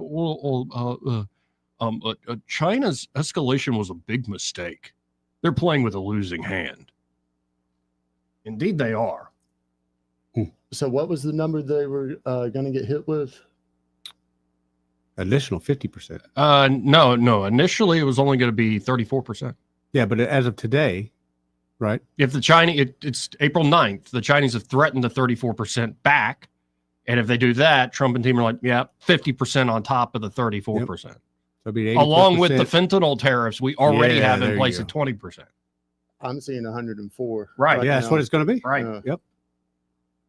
If it gets there. Now, let's go to, this is. Do you think it'll get there, Joe? It might. Yeah. It might very well. We'll see. This is Treasury Secretary Best explaining the process, where we're at in the process as of now. President Trump has maximum negotiating leverage right here, right now. And I think it would be a mistake for anyone to think otherwise. And as I said, many of our trading partners, they have queued up and they have kept their cool. They have not escalated, and they will get priority in the queue. I think it was a big mistake, this Chinese escalation, because they're playing with a pair of twos. Traditionally, if you look at the history of the trade negotiations, we are the deficit country. So what do we lose by the Chinese raising tariffs on us? We export 1/5 to them of what they export to us. So that is a losing hand for them. Yep. It's almost like they've thought this through, even though everybody keeps saying they haven't thought this through. Right. They're worried about how you feel about their rollout. Right. You're just not doing it the right way. Well, every other way we've tried it, especially when y'all wanted to do something in the 90s, wanted to do something in the early aughts, 20, 30 years ago, and nobody got anything done. And then it ended up, y'all were all in China's pocket. Yep. It's remarkable. It's remarkable to see how, time can cause such a shift. Now, here's Bessent describing how many countries are coming to the table. And again, I think what's happening is we are going to create a massive new free trade zone that boxes in China. Yep. I think that's the end goal. Really. But let's listen in. This is Bessent being asked about negotiations underway. And this is what is at least floating markets about even a little bit higher today.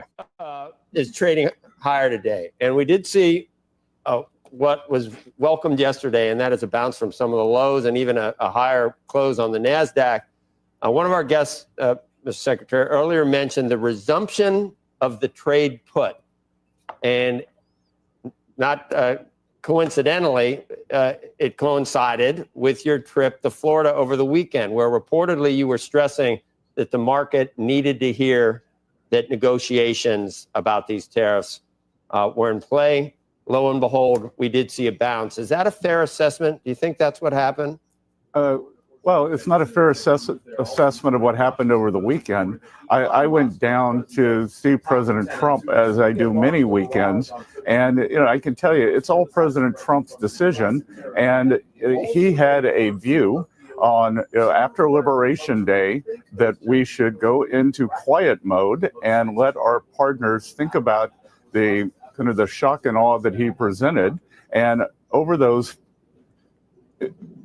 following few days from April 2nd, we had I think we're up to 70 countries contact the White House for how to come and negotiate. So, I would say that the negotiations are the result of the massive inflow of inbound calls to come and negotiate. Had nothing to do with the market. There you go. Yeah, it's almost like, again, they've thought this through in great detail. Yep. When you have all sorts of countries now jumping in to say, hey, we'll negotiate. We'll negotiate. We'll be on the team. Yep. I think there is some method to the madness. 272-9228. That's 334-272-9228. This is part of the program brought to you by James Cole and Cole Plumbing. Great folks there. Man. They really are great folks. James and the team are ready to help you out with any and all of your plumbing needs. Could be like an everyday problem, like clogged drain. Happens. Or maybe your hot water running out about half shower. Ooh. That ain't never good. That's no fun at all. What if you, you turn on the shower and it's like a little trickle? Yep. That's not good either. And it's just a drip, drip, drip. And you're like, I need a little pressure here. Right. This is Can't not even going to get the shampoo out of your hair. Yeah, this is not going to get the job done. They can help you with all of that Yes, there they at Cole can. Plumbing. It could be you want to upgrade to, say, a tankless water heater. That's a really good idea. Or maybe it's time for a new garbage disposal in the kitchen. Could be your hips your hips and knees don't work as well as Yeah. they once did. You're getting up there in age. Maybe a little taller toilet. Yeah, taller toilet can help a lot with You that. bet. Yeah, so it's not a chore getting up and down when you're Right. doing your business. Or it could be you have a major issue, like a bust pipe inside or outside your home. Well, they have this proprietary pipelining technology there at Cole Plumbing that allows them with minimal discomfort to you in your home to get in there and solve the problem. And that means they're not going to have to tear out a bunch of drywall inside or dig up like a trench looking for the leak outside. Right. With precision and expertise, they can get the job done. So call them up today. Now, you can make an appointment at coleplumbing.com, but you might as well call them direct at 279-8919. That's 279-8919. And just remember, folks, when you have trouble with your bowl, call on Cole, Joey. Again, that's 334-272-9228. Now, another wrinkle to all this, because the tariff gambit ploy is one thing, but you also need the tax cuts. You need this reconciliation process. And as we speak, 10 House Republicans threatened to vote no on the Trump budget. In fact, it needed a Rules Committee vote that was supposed to be yesterday. Oh, boy. And they've pushed it to today. And apparently, Trump himself is going to have to get on the phone to whip votes. They can only lose 3 Republican votes and pass something. And so what's the sticking point? Well, in the reconciliation, this is to get into the reconciliation process. So the House has already passed their, here's how we want to go with the budget. Yeah. And the Senate has passed theirs, here's how we want to go with the budget. And now the House needs to agree to where it's like, all right, we're going into reconciliation. The sticking point of getting there is the House budget plan calls for cutting something like $1.5 trillion. Let the committees need to find cuts of $1.5 trillion. The Senate plan, calls for finding cuts of about $4 billion. And the House Republicans are upset with the Senate Republicans, though I don't know if I'm personally upset with the Senate Republicans, where they're treating the tax cuts that currently exist, the big Trump tax cuts, as the baseline. So they're not scoring it at the CBO level as though the tax cuts cost a bunch of money. Right. They're saying, no, this has been the tax cuts. We're just going to continue that. That'll be our baseline. So I think actually I'd agree more with the senators there. But that's essentially the sticking point. And you got a lot of folks saying, I mean, we really need to cut right now. And I'm like, I agree. I think could not a deal be made using Doge to go through the rescission process in the Senate? Now, how do you make those guarantees? How do you satisfy these 10? And it's mostly Freedom Caucus people, but it's also some middle of the road folks that are wanting this, that, or the other. That's what I'm wondering. What do they want? Do you have What a are they trying to list of the negotiate 10? for? Not right in front of me. I just know it's 10. Let me look here at I'm this. surprised the president has it put him on blast on X. He has said it like he did put it out there. We need to pass it immediately. Immediately in all caps. Yeah, Trump put out on Truth Social in all caps, the House must pass this budget resolution and quickly. There's no better time than now to get this deal done. Done was in all caps with an exclamation point. So Trump's publicly putting pressure, but I think he's going to start doing, he's going to be required, I think, behind the scenes there. Got to make a few phone calls. Because you need to get these tax cuts done like now. You need to get it done very quickly. There's probably a few primary voters out there for these Republicans that don't need that much convincing that they also need to pass these tax cuts. Like, I don't understand how there's any line at all of Republicans not rushing to extend tax cuts. Have you seen Alabama? I'm talking about the smart politicians. I mean, big difference there, buddy. Excuse me, the real Republicans. Let me talk Hey, even better. I love that even better. Not Republicans that changed to being Republican, like what, 2013? Yeah. I don't know who I'm talking about, so I'm just going to bite my lip. There's so many, especially leadership in this state. Daggum. You realize it's like, wait, you lost a primary as a Democrat, so you switch parties, and now you're, Speaker of the House. Yeah. That's interesting. But my policies didn't change. No, and there is this fiscal conservatism up there in the Congress here at home where they're so fiscally conservative. They're like, we got to raise taxes or we can't cut any more taxes. Hold on. I'm sorry. Explain that one to me. So fiscally conservative, you can't cut taxes? Yeah. Because we got to have a certain cushy surplus coming in, especially at the state level. And what are their downtime? What are their bad times, Byron? Well, we can't give that tax cut to overtime workers because, the one we've given them for 17 months. Hold on, wait. You mean, so if the government's experiencing bad times, Right. the people's probably not going to be experiencing bad times And also? plus, we gave them we're cutting that extra cent off the grocery tax that we promised a few years back. Yeah, finally doing that. Right.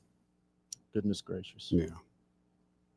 And to me, it's like you're not seeing, we need all these pieces to move together at once at the national level. And y'all are not seeing the writing on the wall. I wish I could say it was even more, symbolic than anything else, but you're actually talking real money that matters to working folks. Oh, yeah. No, if coming back to the state, if you look at the overtime tax, you're talking, for some folks, hundreds of dollars back in their pocket a year. Some cases, you're talking thousands of dollars back in their pocket. There could be reasonable stuff. You could cap it. You could say, we'll cap it at $2,500 or something. I'm afraid that... But, still, come on. Honestly, I'm really afraid that you said maybe for some people it's a couple $100 a year. A lot of the elected officials, they're like, oh, well, it's just a couple $100. That's a lot of money. It was 50% of the money I made at Hyundai. That's what I'm saying. And it wasn't because I wanted to be there. That is a lot of money. Yes. It's just... Yeah, but I knew people that's how they put their kids in college. Mm-hmm. I mean, government be damned. The government ain't going to go nowhere. Government don't have to face bankruptcy like the average person does. Mm-hmm. The government's not getting up at 2 a.m. to go get a cup of coffee to go work a crappy job for 14 hours so they can make better for their kids. And I've got nothing for it. And I don't want to say much more. I'll start cussing. Well, we got to hit a break. But coming up, I didn't cover this yesterday, but there's already reaction. The first headline is Ivy's Alabama School of Healthcare Sciences appointee.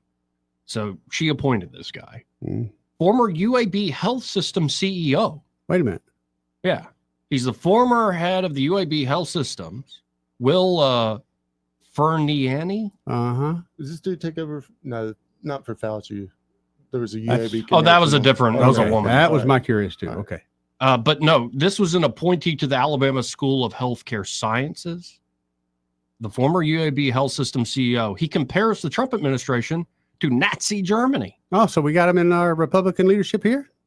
And now Ivy's comms team alters August 2024 press release to distance governor from Nazi-invoking anti-Trump board appointee. They altered a press release? Oh, that's cute.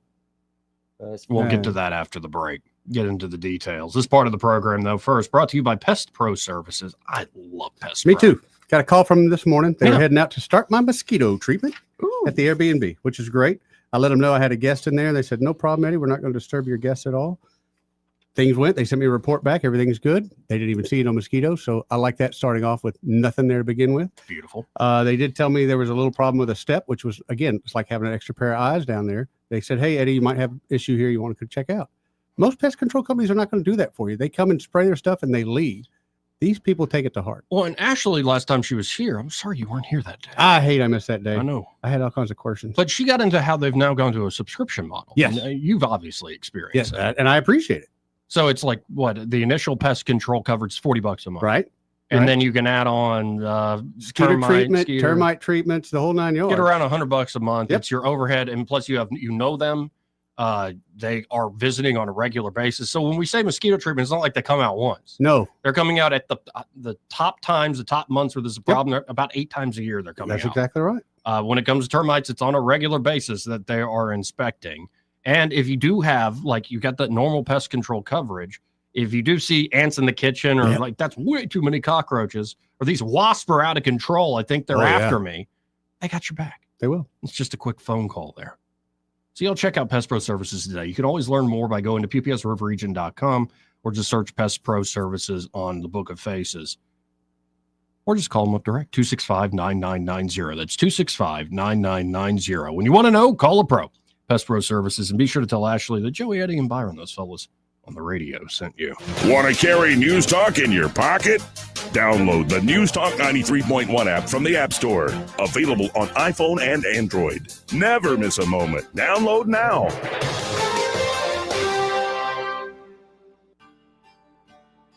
What's your biggest investment? more than likely, it's your home. So treat it that way when you hire a painting contractor. At PBS Painting, there are no gimmicks, no $99 specials. Just quality painting and someone who treats your home with the same respect that you do. At PBS Painting, we have been painting for years and look forward to many more years to come. With PBS Painting, the job gets prepped properly, whether it's cleaning, scraping, or priming. We always use quality products, which is a must for a quality paint job. So if you're looking for a painter that doesn't need upfront money and is on the job at all times, then please give me a call. Scott Bowers and PBS Painting, 294-5122. That's PBS Painting, 294-5122. Look at some of our work on Facebook at PBS Painting Montgomery. This is your roving reporter, and today I am talking with an elk. Hey man, Mr. Elk, I was just wondering, what do elk do to take care of their money? Well, like most smart folks, we call David Ernest. You mean Alabama's most favorite asset preservationist? That's him, man. We call him up at 334-279-7431 or 205-479-0839. I see. Yes, he is our preferred money man. The money man with the money plan. You've been paying attention. Well, could you give us those numbers one more time? 334-279-7431 or 205-479-0839. And I just want to try to give you a heads up, man. Oh, what's that? I'm not an elk. Not an elk, huh? Well, then, pray tell, what are you? Knights of Columbus. I am not even going to make a comment. Well, the baby liked it. Are you tired of the mainstream media's biased reporting? Do you want to stay informed on the news that really matters to you? Look no further than 1819 News. At 1819 News, we bring you the latest in Alabama news, politics, sports, culture, and more. We've assembled a team of journalists with Alabama values dedicated to the truth and the truth alone. Visit us at 1819news.com today. That's 1819news.com. Subscribe to our newsletter. Honest News, Alabama Values.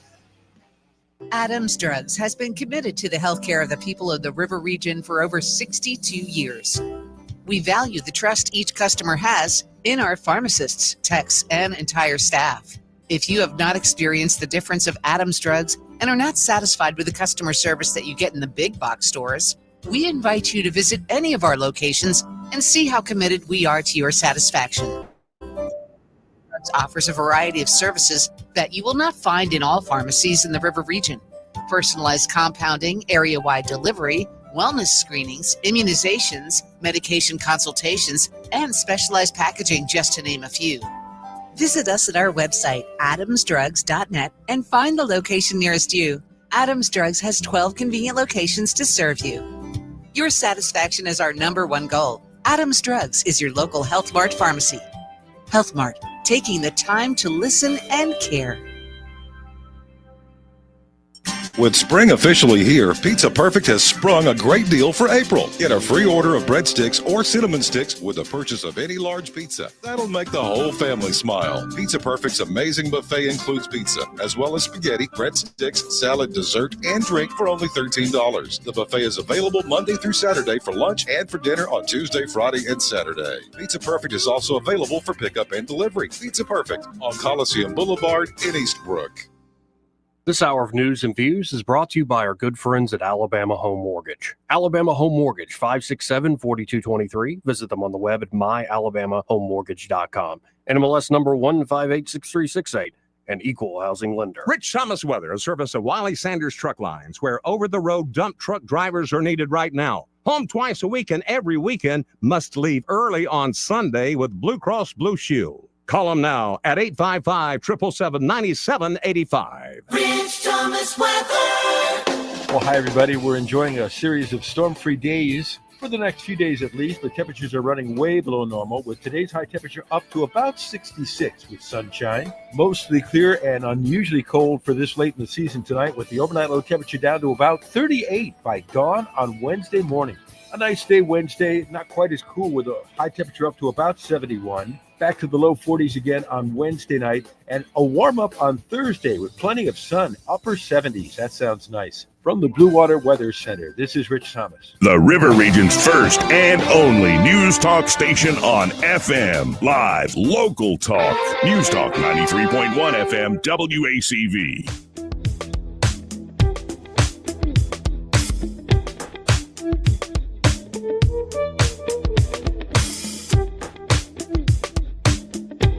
What the hell are we doing here? We are behaving the way a superpower ought to behave. Well, our behavior produced some crappy results. Joey Clark. Welcome back. I'm your host, Joey Clark. Eddie Beta, Byron Sheehy here in the studio. Of course, if you miss a segment or you catch the tail end of a segment or you just want to catch the whole show, just go to Joey Clark Live on YouTube. Look for the channel Joey Clark Live. And it should come right up. Like and subscribe. I know there's a solid 100, maybe 200 of y'all. I appreciate that. Who seriously check out the show every night. Mm-hmm. Oh, yeah. I appreciate it. I know we're a small market, but every view, every person out there counts. We build this up slowly. Now, apparently, the White House press secretary is holding the daily press conference, daily briefing. Let's check out what Caroline Leavitt's thrown out there. I mean, at this point, what do we think of Caroline Leavitt before I don't have that big an issue with her yet. I know she's got some a little more proving to do for some people. Proving? But yeah. What do you mean? They just don't think that she's up to the task. Why? I think, honestly, my opinion, because she's young. I was about to say that. That's my opinion. Now, Yeah. I think that's what they're kind of holding against her. But that's Wait, who just are these people? older people. And I can mean, guess. they're 40 plus. The Yeah. press room now that got that. No, I mean, there's some local, like, older folks who are wonderful people. Yeah. But they're just like, I don't know about that young woman There's a lot of who that married going an on. older man. Oh, I didn't even think about the older man part, but yeah, that's because there's some female. Yeah, okay. I think Making she's sense more there, than bro. up to the task. Tremendously well. And she's good at her job too. Well, here's the press secretary, Caroline Leavitt, in all white. Woo! Wearing the cross necklace. All right, Joey. No, just sometimes it is interesting to see, like, before I play this, I think guys in politics do have it easy. Like, you just have the uniform. Oh, for the yeah, most part. exactly. You just put on the suit. Your maybe Well- biggest point of flair is like you wear a particular pin or something. Yeah, but their hardest thing apparently is keeping their pants on. Well, there's that. Yeah. I mean, but you know what I mean? The Yeah, guys yeah. just get to throw out a suit. They normally. Oh, I agree. They normally remember the pants. It's the lipstick on the collar that gets them, man. I agree that the fact that they do, it's pretty simple. Whereas women in politics, got it's it. always like To the nines every day, you know, right? the one, if we could talk fashion for a second, All right. is the imperial look so many of the ladies in politics are going with, like with the big jackets, Hillary with Clinton look? with the big buttons, and like I think it works. Yeah. Yeah, I like it. Like early '90s, like Belle DeVoe type BBD? fashion. Kind of a little more, not as big. Okay. You know, it's not like boxy. yeah, not boxy shoulders, Gotcha. but you still have the big buttons. It almost looks like you're in a Star Wars production. Mm-hmm. Anyway, let's listen into the press secretary. In total, since the Liberation Day announcement, nearly 70 countries have already reached out to the president to begin a negotiation. Countries are falling over themselves to reform their unfair trade practices and free open their markets to our country. Why? Because these countries greatly respect President Trump in the sheer power of the American market. These countries realize they've gotten filthy rich over the past few decades by imposing substantial tariffs on American-made products and ridiculous non-monetary barriers to block out American industry. I want to pause it there because since we're sitting here critiquing and analyzing Caroline Leavitt, Mm-hmm, one thing I really like about her, I'm being dead serious here, is a lot of the stuff she says, you could hear Trump saying it. Mm-hmm. Yeah. It's not like she isn't going off and like doing Trump translator Right. mode. She does you like, No, I like they're that. getting filthy rich. Like it's stuff you would hear come out of Trump's mouth himself. Mm-hmm. I think that's a nice skill. It's not always easy to be like the same voice as the person you You have to represent. spend a lot of time with someone to be able to do that. Yeah, it's impressive. Let's keep going. The jig is up. Past American presidents sat by and let this happen, but President Trump stood up for our country and he is saying no more. The president's message has been simple and consistent from the beginning. To countries around the world, bring us your best offers, and he will listen. Deals will only be made if they benefit American workers and address our nation's crippling trade deficits. America does not need other countries as much as other countries need us. That's right. President Trump knows this. He's going to use the leverage of our markets and our country to the advantage of the people he was sworn in to represent. On the other hand, countries like China, who have chosen to retaliate and try to double down on their mistreatment of American workers, are making a mistake. President Trump has a spine of steel, and he will not break, and America will not break under his leadership. He is guided by a firm belief that America must be able to produce essential goods for our own people and export them to the rest of the world. A strong America cannot be solely dependent on foreign countries for our food, medicines, and critical minerals. Amen. And America must always maintain a robust defense supply chain. Reprioritizing and strengthening our manufacturing industry are essential national and economic security issues of the utmost importance to President Trump. Well, there you go. Straight from the White House. Got to get how they're selling all this, at least for today.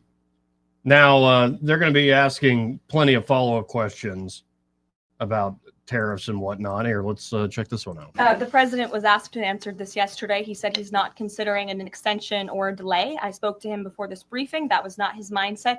He expects that these tariffs are going to go into effect. And you said something very important, Elena, in your question. You said the president has captivated the attention of the world. Absolutely, he has. And it's about time we have a president in the Oval Office who is putting the world on notice and is putting the American people first. And again, is using the leverage of the United States to negotiate good trade deals. He did get the world's attention.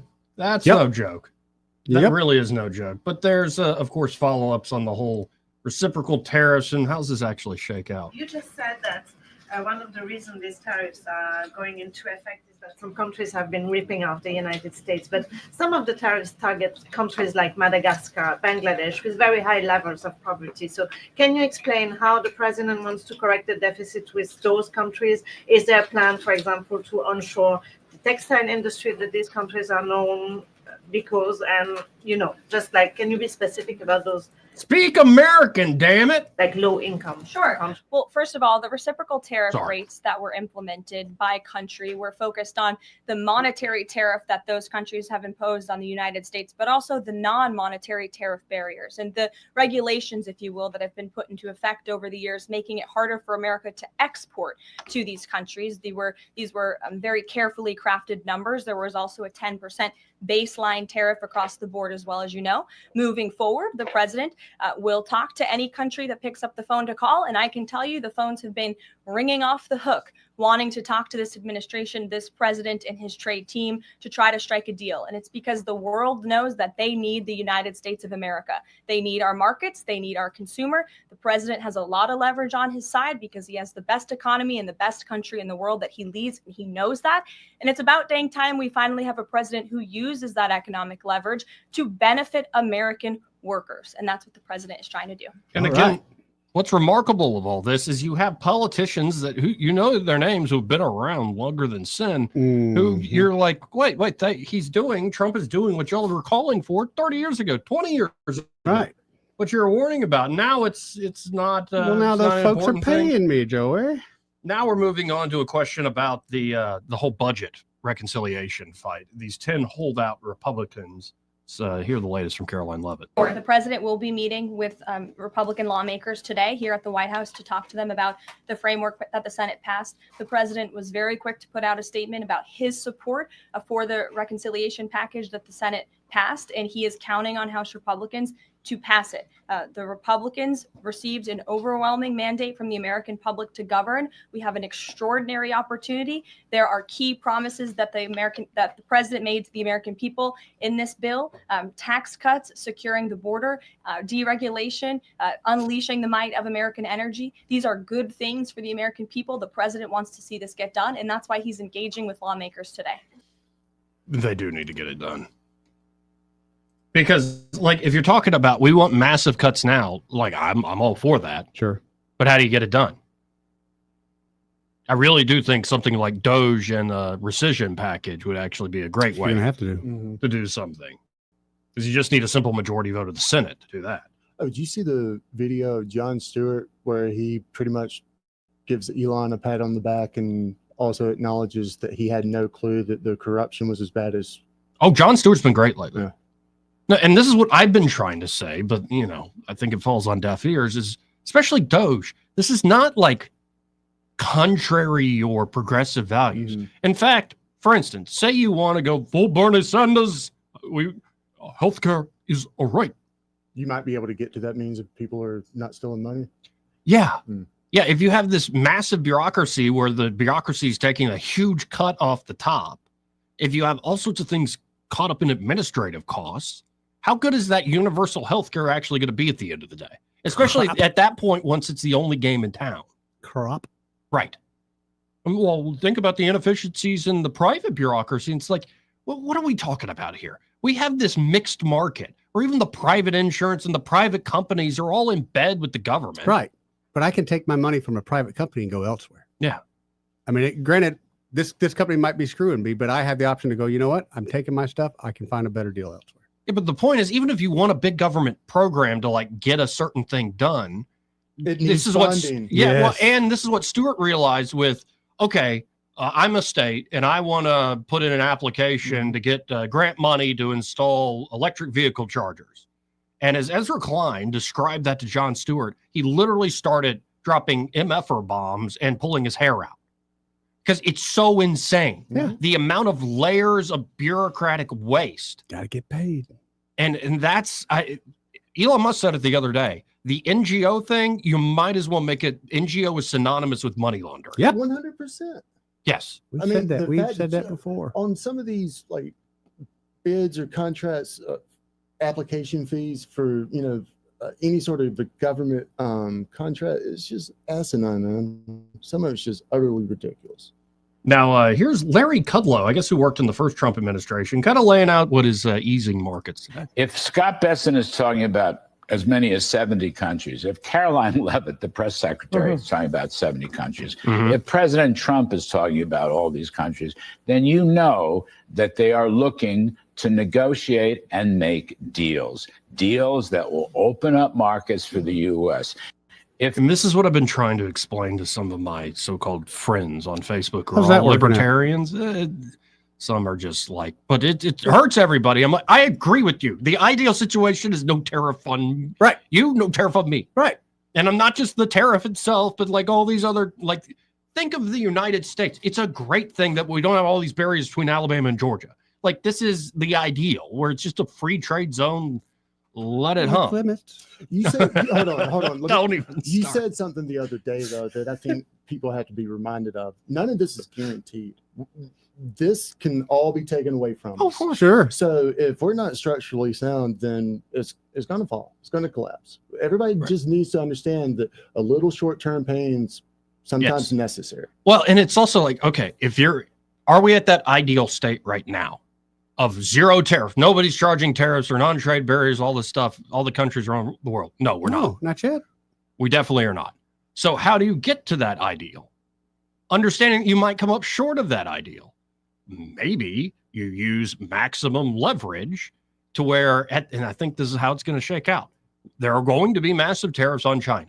That is going to affect the economy to a large degree. I think the Chinese will eat a lot of those costs. Yeah. But, you might not be able to buy that cheap thing that comes from China that you didn't even know was from China. You're You like, might have to buy the 4 weeks. It's going to take 4 weeks for a bathrobe like from Fight Club to get here? You might have to buy the American version of it. Or you'll get one from Madagascar, Yeah, Vietnam. You and Katie Britt got in that fight on these airwaves over drones and We all were these. talking to each other. There was no fight at You all. should have seen the look she gave me when you went in on her. She's like, "This was part of the deal." I'm like, "You can't wrangle in Eddie. You can't. Don't make me feel bad. Nobody man. puts Eddie in a corner." I love that lady to death. Don't make me feel bad. I felt like I was just giving her the common man's point of view. Well, you were. Okay. You were. Nobody puts Eddie in the corner. Not even a senator. All right. I got your back. Thank you, brother. I got your back. So I think how this works out is you will see barriers in a big fight with China. But on all these other nations where we haven't had free trade with them, you might actually have this massive free trade zone. India is the one I keep thinking of. Look at all the people there. We don't have hardly anything in India. You can't find a Chevrolet. You can't find a Ford. Right. We'll be able to now. And a lot of folks get into this academic economic argument, and I'm like, you're right in a certain context. Right. But not. You're right in theory. Yes. You're right. Yeah, you're right in the textbook, man. But that's it. Like I admit wholeheartedly, I agree with your ideal is correct. How do you get there? Or how do you at least approach it? Or is it possible in reality? And let's not make the perfect the enemy of the good. Right. Perfect would be even trying everybody. It's free for all, freedom and trade completely. But if you can't get that, and instead you get a massive new free trade zone that will probably also go into remaking, say, the geopolitical military strategy of the United States. Again, I keep coming back. This is a sorting mechanism to really get things done quickly. And if you notice, because I think it is all about China, who are the first two countries that are coming to negotiate? Japan and South Korea. Yep. Huh. Interesting. If it really is about China, which I agree it is, at what point you said India, the rest of the BRICS? Like, it seems like we have to like systematically dismantle or win those folks over. Well, this could be a way to essentially cut BRICS off at the knees. Right. That's how you break up BRICS and put China in its place. But with South Korea, I again, getting American products into South Korea, it's impossible. Used to be impossible. This at least opens the door. The only Chevrolet I ever saw in South Korea was at the R&D center for Hyundai. It wasn't there as a driver either. It's going to be fascinating to see this play out. Again, it could blow up in our faces. Who knows? I just don't think it will. I just don't see that. We're the biggest consumer in the world. Well, it's not like if we're not setting the rules, who does? It's not like we're going to get any more screwed. Good point there too. Well, sometimes. sometimes. I don't think in this one I just don't see it. No, I just don't, and I could be blindsided. Well, no, it seems like everything's going great. We got the free trade zone, we got a reset of the geopolitical order, and then all of a sudden the colossal science labs goes, "Oh crap, the big beavers broke out." Nice beaver. It's just that priorities, man. Yeah, so we can't get screwed over. We might have a Jurassic Park situation on our hands. I got something for that beaver. I got a 270. Take that beaver right out. You've seen a rifle. No, I I understood that. Like you just seem so like eager.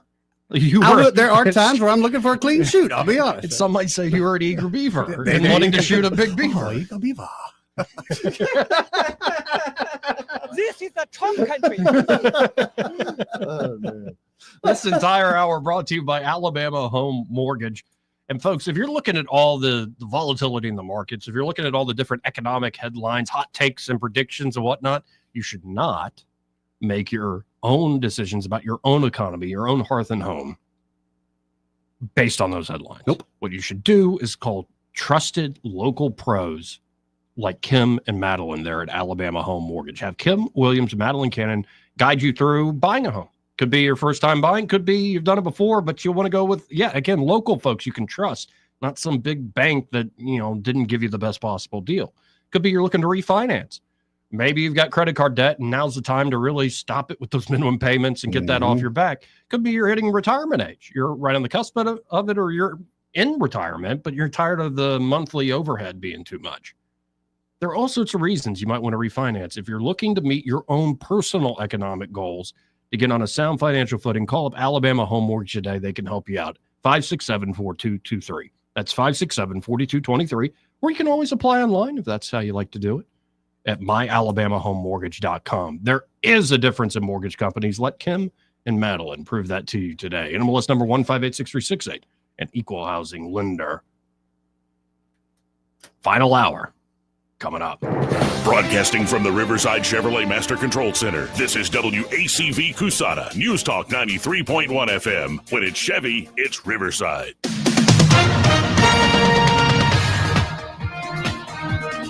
Worldwide, as some relief flows through financial markets, President Trump talked about the progress on a tariff deal with South Korea, and Tokyo led global markets higher after Japan appointed a trade negotiator for talks with the United States. Up to 70 countries have contacted the U.S. to negotiate tariffs. South Korea says its military fired warning shots after 10 North Korean soldiers crossed the border.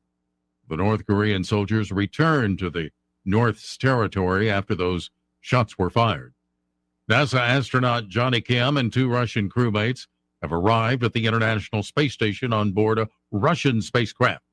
A Soyuz booster lifted off from Kazakhstan and docked at the station just over 3 hours later.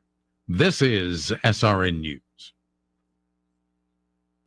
Just hearing the word IRS can make people break out in a cold sweat. No one wants to deal with the IRS, and now you don't have to. The good news is Legal Tax Defense has been successfully negotiating with the IRS for more than 15 years. It doesn't matter how much you owe, whether it's $5,000 or $5 million. You deserve the best in the business on your side, and that is Legal Tax Defense. Even if you're working with someone else and just want a second opinion, there is no cost or obligation to call. They can prevent levies, liens, wage garnishments, even file back tax returns. And the best news about Legal Tax Defense is they won't take your case unless they know they will reduce or eliminate your tax debt. Call Legal Tax Defense right now for a free, no-risk consultation. 800-292-7875. 800-292-7875. You have nothing to lose, but everything to gain. 800-292-7875. The Rich Thomas Weather Network, brought to you by Montgomery Paint and Body. From little fender benders to total body repair, MPB will fix it good as new, maybe better. For 4 decades, the Turner family has been getting you back on the road. Call 279-7325.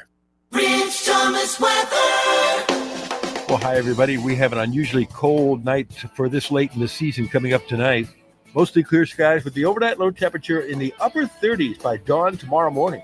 Then for the day tomorrow, it's going to be nice, but still below normal with a high temperature up to about 71, plenty of sunshine, down to the low 40s again tomorrow night.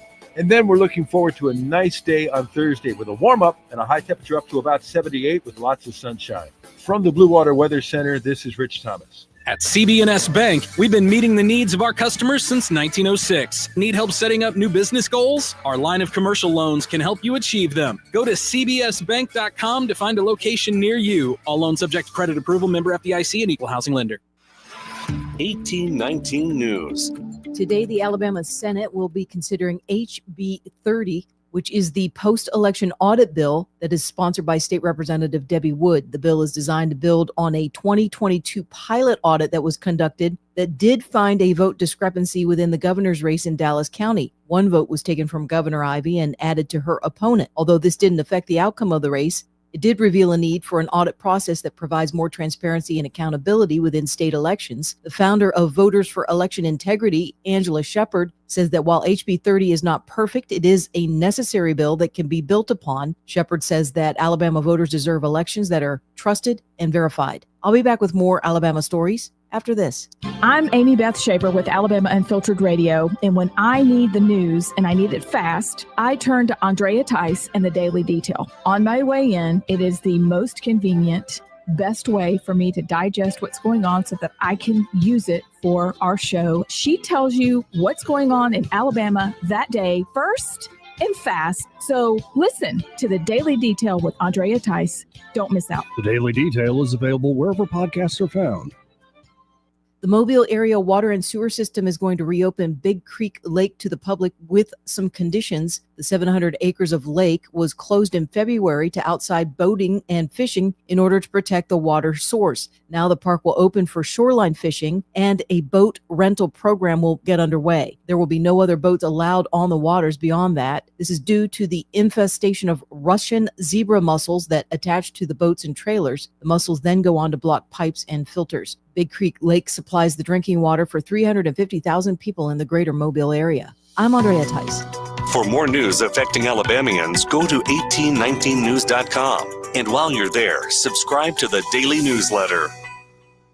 This hour of news and views is brought to you by our good friends at Cole Plumbing, 279-8919. Cole Plumbing is number one in the number two business. You don't have to dig a hole. They have proprietary pipelining technology. Ask them about their tankless water heaters. Remember, when you have trouble with your bowl, call on Cole. When you need a new door or window replaced, you want someone experienced who delivers expert craftsmanship every time. Davis Door and Sash. Right now, you can get a tax incentive for installing energy-efficient doors and windows. Mention this ad and get 10% off materials. Davis Door and Sash was voted Best of the River Region in Windows and Installation in 2024. We'd love to work for you. Call 334-288-6010 or visit davisdoorandsashalabama.com. Davis Door and Sash is the perfect fit for your home. Is your business feeling the heat of cyber attacks? Tired of worrying about ransomware, data breaches, downtime, and employee mistakes? GTI Managed IT Solutions has been your trusted partner since 1999, safeguarding and supporting businesses like yours from the ever-evolving threats in the digital world. GTI, your peace of mind is guaranteed. Call us today at 819-4650 or visit gtinow.com. The views and opinions of the following program are solely those of the host and other contributors. These do not necessarily represent those of Liberty Acquisitions 825, Blue Water Broadcasting, its management, staff, or any advertisers.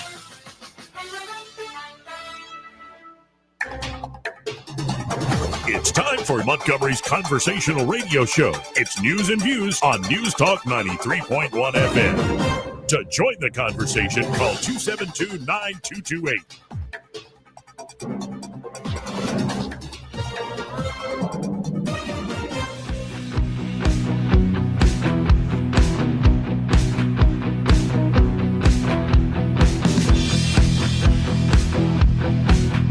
This is a Trump country. We live in the Southeast. We drink whiskey. We drink socialist Kool-Aid. Joey Park. Welcome back to the program. I'm your host, Joey Park. Eddie Vader and Byron Sheik here in the studio with me. That's right. Plenty more to get to today. Looks like markets are down 0.5% point, which is, at least stabilized somewhat. Yeah. Let's go in the right direction, right? Yeah. We'll see. But you know how the certain players really want to see that breakup between Elon Musk and Donald Trump? Yes. Well, they got a little bit of hope. Oh? Because Peter Navarro, who is he was the guy who actually went to prison with Trump for Trump alongside Bannon. Yep. Who's long been a big, we need to be protectionist and the tariffs are a good thing and whatnot. Or Elon Musk is pushing for, I agree with Musk. Zero for zero. Zero for zero. It would be the idea. Well, boys will be boys, White House says, as Musk calls Navarro moron. I saw that. Elon Musk escalated his war of words with Trump trade advisor Peter Navarro on Tuesday, calling him truly a moron and dumber than a sack of bricks over comments about Musk's businesses. The gloves are off, and Musk, who has already challenged Trump's trade policy publicly, is now getting increasingly personal with the architect of that policy, too. White House Press Secretary Caroline Leavitt asked for comment on the Musk-Navarro spat at the daily press briefing, replied with a smile, boys will be boys, and we will let their public sparring continue. Well, here. And by the way, when Navarro, let's do the recap here. It all started last Saturday when a poster on X defended Navarro's intellect as a voice on trade. Mm-hmm. Musk replied that Navarro's Harvard PhD suggested he had more ego than brains and that he ain't built crap. Right. Ships. Yes. Navarro, in a TV appearance in recent days, pushed back, saying Musk wasn't a car manufacturer, just an assembler of parts. Mm-hmm. To which Musk said, Navarro is truly a moron. What he says here is demonstrably false. In the same thread, he called Navarro dumber than a sack of bricks and told him to go ask Ron Vera, the fictional economist Navarro quoted in his books. Navarro, by the way, Ron Vera is just Peter Navarro. It's an anagram of Navarro, and he cited himself as an authority in a lot of his books. You always say politics is like WWE. Is this fake heat? I think it's slightly real. Well, because when I saw what Navarro said, that he wasn't a manufacturer of similar parts, just having gotten done with that biography, going deep, it's no, that was a real dumb thing to say, Peter. Real dumb. I thought it was kind of interesting that she said we'll let their public spat continue. That's why I was going with the fake heat. Yeah. Oh, yeah. No, I don't think Leavitt and them. And actually, Navarro said on another appearance, I'll probably see him in the Oval Office tomorrow. And But it's just war of words sort of thing. I don't know if I'd start a It's like fight when with somebody someone. eats Greg's ice cream. You know, he comes in hollering and screaming, but at the end of the day, he lets it go. Well, for me anyway. But here's how Axios finishes their report. Trump hasn't sounded off on Musk's public agitation. It's not clear how long that will last. ... Mm-hmm. So silly. It's so silly. It really is. But you sent me this. I also saw this morning, Byron. I am in the camp of don't bomb Iran. Yep. But I'm not necessarily in the camp of don't show Iran how we could bomb them. Okay. And the headline here is Pentagon prepares for Trump to go berserk. Unprecedented number of B-2 bombers amassed for Iran strike. In the largest single deployment of stealth bombers in U.S. history, the Pentagon has sent 6 B-2 Spirit aircraft to Diego Garcia in the Indian Ocean. Remember John Kennedy talking about... Remember me bringing up Diego Garcia? Yeah, Okay, I just remember checking. that. Okay. Remember that. Yeah, that's where Kennedy told the Prime Minister Keir Starmer of the UK, yeah, get out of your ketamine stash. And the hell is this? The long-range bombers, which are uniquely suited to evade Iranian air defenses and carry Americans' most potent bunker-busting weapons, flew in from Missouri last week in a little-noticed operation.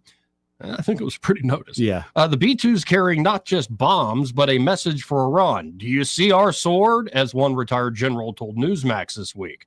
President Trump hasn't been shy in threatening Iran, saying that if Tehran doesn't close the door on the nuclear capability, they will be experiencing, quote, bombing the likes of which they haven't seen. Hell will rain down on the country, Trump has also said. Just today, amidst the stock market meltdown, Trump again reiterated his threat, saying that doing a deal would be preferable to doing the obvious, which to the president is undertaking a massive strike. He said that with Netanyahu in the Oval, saying they're going to meet with the Iranian officials Saturday. Blatant as the threat is, the U.S. government has not otherwise publicly acknowledged the bomber buildup. Though B-2 bombers were used to carry out strikes on underground Houthi facilities in Yemen, both under the Biden and Trump administration, the forward deployment of the bombers to the island of Diego Garcia was only reported when commercial satellite images of the airbase there revealed the 6 on the runway. To my knowledge, this is the largest B-2 deployment to a forward location. Hans Christensen, director of the Nuclear Information Project, or children's author at the Federation of American Scientists, told me Christensen is the world's leading tracker of nuclear comings and goings. Well, so what do you do every day? How do you make your money? Joey, I sit around on my computer and I follow nuclear comings and goings. Comings and goings. Yeah. Okay. Yeah. All the bombers, they're not in hangars. They're underneath satellites where they can be photographed and seen. And the idea is, do you see our sword? Yeah. Retired Air Force Brigadier General Blaine Holt. Now, that's a general's name. Blaine Holt. It's a good one. Who served as deputy U.S. military representative to NATO. He said in an interview with Newsmax last week, Holt also said that the B-2 deployment gives the president a military option that he can actually use these weapons against Iran if needed. This is a highly visible threat to Tehran, but at least one party isn't supposed to notice: the American people. No, we're noticing. The Pentagon refuses to acknowledge that the deployment is even happening. Trump's new Pentagon press secretary, Sean Parnell, has only vaguely alluded to other air assets being deployed. It had announced that 2 aircraft carriers will stay in the region, the result of a delay in sending one home after its current deployment. According to Google Trends, searches for terms like B-2 and war with Iran have only modestly increased, indicating that public curiosity has been suppressed despite Trump's many threats to attack his enemies. But why the B-2s? The B-2 was first designed during the Cold War to penetrate deep into Russian territory for a nuclear attack. The aircraft's stealth features, making it all but invisible to conventional radar, allow it to evade even the most sophisticated air defenses. Subsequent to its deployment, the bomber was modified so that it could take on unique conventional roles as well, especially in attacking underground facilities. Though the U.S. has a variety of long-range fighters, in the region. F-16s, F-18s, F-15Es, and F-35s deployed on aircraft carriers and bases in countries like Jordan and UAE. The B-2s also allow the Trump administration to carry out unilateral strikes. That is, without the permission or involvement of any other Middle East countries. Diego Garcia continues to be militarily controlled by the UK, unless that guy keeps dipping into his ketamine stash. Mm-hmm.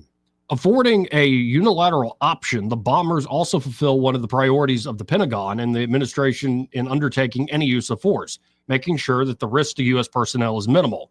Though they are much more expensive to operate and even deploy, the risk of one of the B-2s getting shot down is lower than that of the fighters. Mm-hmm. The Pentagon has been developing a new Iran war plan in recent months. That even includes options for the use of nuclear weapons against Iran. Ooh. Assuming the B-2 bombers are directly connected to a full-fledged war decision would be a mistake. They're tools much better suited to a single demonstration strike.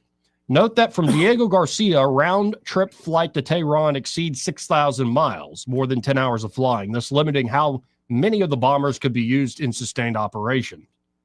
Assessing the likelihood of war with Iran requires understanding three distinct parts: intelligence assessments, public muscle flexing, of which these B-2s are a part, and war planning. Don't send it on signal, Hegseth.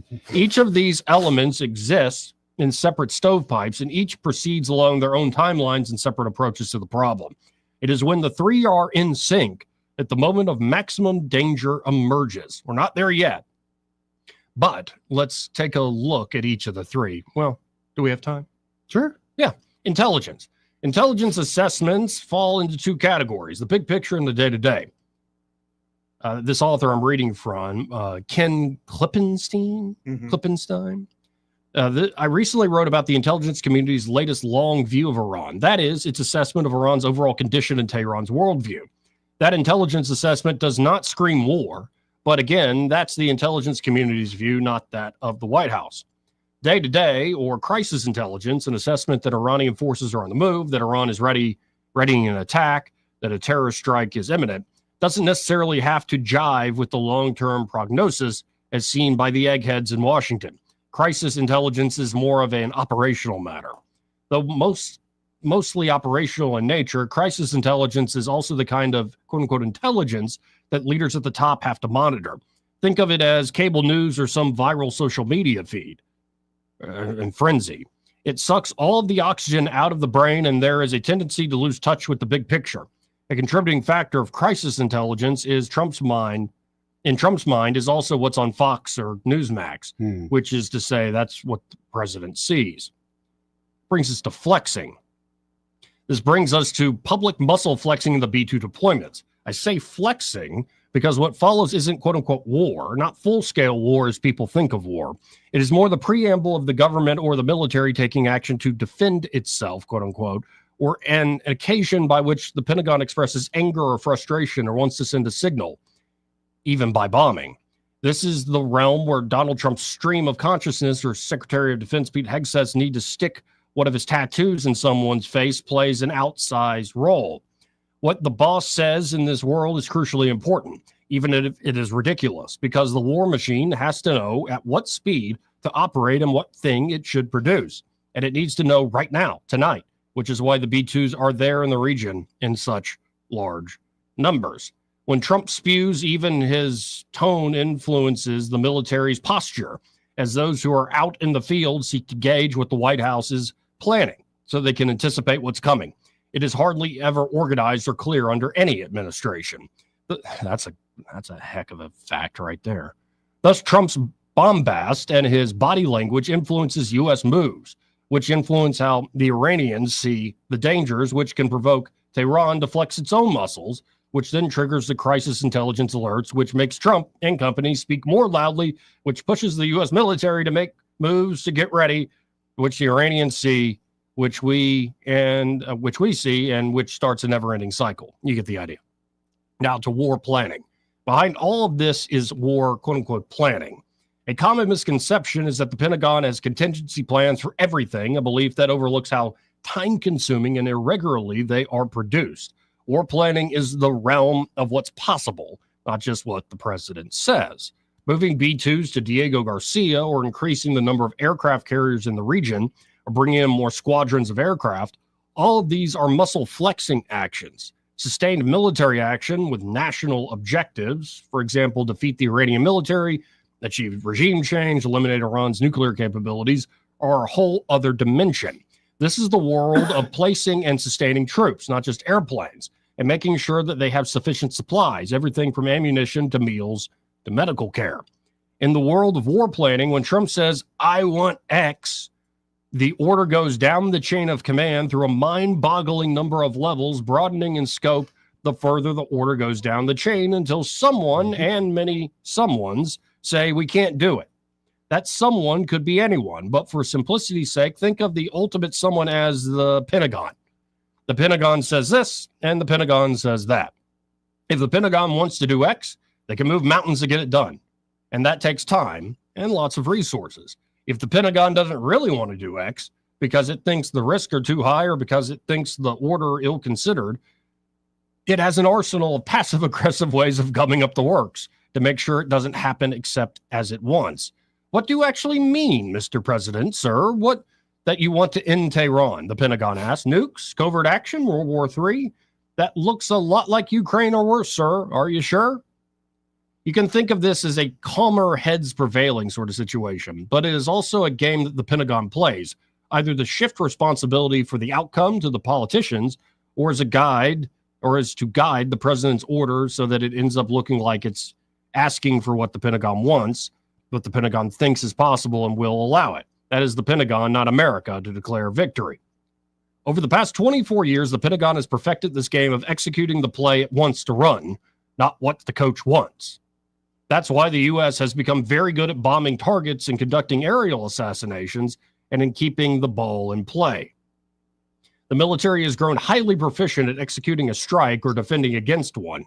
To those sitting at their desk in Washington, the risk factors of sending off the B-2s to rain down hell seem minor.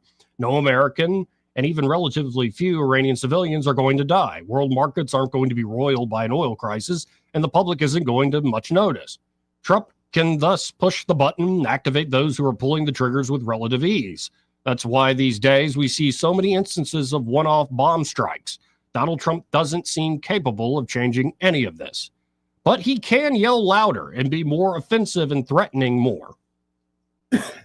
Threaten more. When it comes to Iran, he is revving himself up. It's not war that the B-2s are threatening. It's worse than that. This is preparation for reckless action that, from the Pentagon's perspective, carries little risk. That's dangerous and is also why the public must involve itself. But it can't do that when the Pentagon refuses to publicly acknowledge what it's doing. That's why I do these stories. I've written over a dozen articles over the past year about war with Iran, trying to make the point that it is already here, that the endless tit-for-tat strikes we've seen is war. We might get to the point where all three elements of the war-making process sync together and ground troops get involved. But in the interim, we are just one or two steps below maximum danger. That is from KenKlippenstein.com. The writer's name there is Ken Klippenstein with a K. I think it's a pretty good insight. Yeah. It's scary as hell. Yeah. Yeah, it is. Well, and to think of like these massive bureaucratic structures that these sorts of orders have to go through. And I mean, Trump's complained about this a lot with them not telling them the truth about troop placements and all sorts of things. So we'll see. What's Israel up to on this? They continue to bomb Lebanon. They continue to bomb Gaza. They hold about 50% of Gaza. But I mean, are we seeing any more mobilization specific to Iran and our efforts right now? Not that I've heard about. In fact, the operation against Iran would be mostly a U.S. thing. We may start off that way, but it could get bigger. I'm just saying the Israelis can't do it on their own. They would be a junior partner in this. If it now. The Israelis could do it on their own. Yeah, they could. What I'm thinking of is like bunker buster nuclear facilities. They need air refueling. They need a lot of things in order to get that done. I'm thinking about what is it? They got 4 facilities that we know that we know of. Yeah. And these are under mountains, literally. And the idea is you drop the bunker busters is like you drop several bombs that one hits, then the other hits in the same spot. You just keep essentially digging down and busting through. But the Iranians have built a fairly massive tunnel network through those mountains. So it's kind of whack-a-mole. Like, are you hitting the right one? I just have a hard time believing that the Israelis are not prepared for this day. They'll just slip a virus in on a phone again. Well, it'd be more serious. Than Suddenly people start buying one brand of cell phone. Hey, this part of the program? Yeah. Brought to you by Bo Goodson and the Goodson Group. And they're at the Goodson Group. Bo and his team are ready to help you, whether you're looking to buy or sell here in the Montgomery and surrounding areas. Bo has been working in the River Region real estate market for 50 years now, for half a century. And not only at the Goodson Group can they help you buying and selling your property, they have management services available should you want to rent out your home. And the Goodson Group is also the home of the Bo Goodson Real Estate School, one of the most highly acclaimed and accredited real estate school programs in the state of Alabama. So check them out today. You can always learn more at thegoodsongroup.com or call them at 551-0225. That's 551-0225. Bo Goodson and the Goodson Group, great sponsor here of the program. Let's hit this break. We'll be right back. He may not know whether he's coming or going, but whether you're going to work or coming home, Greg Budell is there. Mornings, 6 till 9, and afternoons, 3 till 6. Only on News Talk 93.1 FM, WACV. This is your roving reporter, and today I am talking with an elk. Hey man, Mr. Elk, I was just wondering, what do elk do to take care of their money? Well, like most smart folks, we call David Erdis. You mean Alabama's most favorite asset preservationist? That's him, man. We call him up at 334-279-7431 or 205-479-0839. I see. Yes, he is our preferred money man. The money man with the money plan. You've been paying attention. Well, could you give us those numbers one more time? 334-279-7431 or 205-479-0839. And I just want to try to give you a heads up, man. Oh, what's that? I'm not an elk. Not an elk, huh? Well, then, pray tell, what are you? Knights of Columbus. I am not even going to make a comment. Well, the baby liked it. For too long, Alabama's statewide news companies have shamed us for our conservative Christian values. Alabama deserves a news company that cherishes our culture, a company that isn't bought and paid for by the powers that be. 1819 News is that company. Run by Alabamians for Alabamians, 1819 News celebrates what is good and beautiful about our state while exposing those who work against our values in secret. Just go to 1819news.com to learn more. Subscribe to our newsletter. That's 1819news.com. Hey guys, this is Todd Clark with River Region Contracting, your premier roofing contractor in Central Alabama. So remember the name, River Region Contracting, for all your roofing needs. We're not affiliated with any other roofing company in the River Region. We've been in the roofing business since 2005. We don't have to buy our leads, and we don't have to knock on doors when the storms come around. We have thousands of satisfied customers throughout Central Alabama. So call us at 334-356-8635. That's 334-356-8635. Hi, I'm Cheryl Woodward, account executive with Blue Water Broadcasting. Why should you advertise with us? Radio is an active medium. It can create immediacy, driving shoppers to a specific store, brand, or to take a specific action. Radio ads engage with the audience in a personal and unique way. Contact me, Cheryl Woodward, by going to bluewaterbroadcasting.com to find out more. Blue Water Broadcasting, local folks helping local business. This hour of News and Views is brought to you by our good friends at Cole Plumbing, 279-8919. Cole Plumbing is number one in the number two business. You don't have to dig a hole. They have proprietary pipelining technology. Ask them about their tankless water heaters. Remember, when you have trouble with your bowl, call on Cole. Weather, a service of H&H Carpets, where right now, get a load of this, listen close, you got a house full of carpet for $19.95 installed. Unbelievable. They're located at 6450 Atlanta Highway, just across from Walmart. Rich Thomas weather. Well, hi, everybody. We have an unusually cold night for this late in the season coming up tonight. Mostly clear skies with the overnight low temperature in the upper 30s by dawn tomorrow morning. Then for the day tomorrow, it's going to be nice, but still below normal with a high temperature up to about 71, plenty of sunshine. Down to the low 40s again tomorrow night. And then we're looking forward to a nice day on Thursday with a warm-up and a high temperature up to about 78 with lots of sunshine. From the Blue Water Weather Center, this is Rich Thomas. You can make your ASC loan payments from your phone anytime, anywhere. It's quick and easy. www.yourasccu.com. Federally insured by NCUA. ASD Credit Union. Your life, your goals, your ASD. Live, local talk. The River Region's most trusted voice for news and opinion. News Talk 93.1 FM WACP.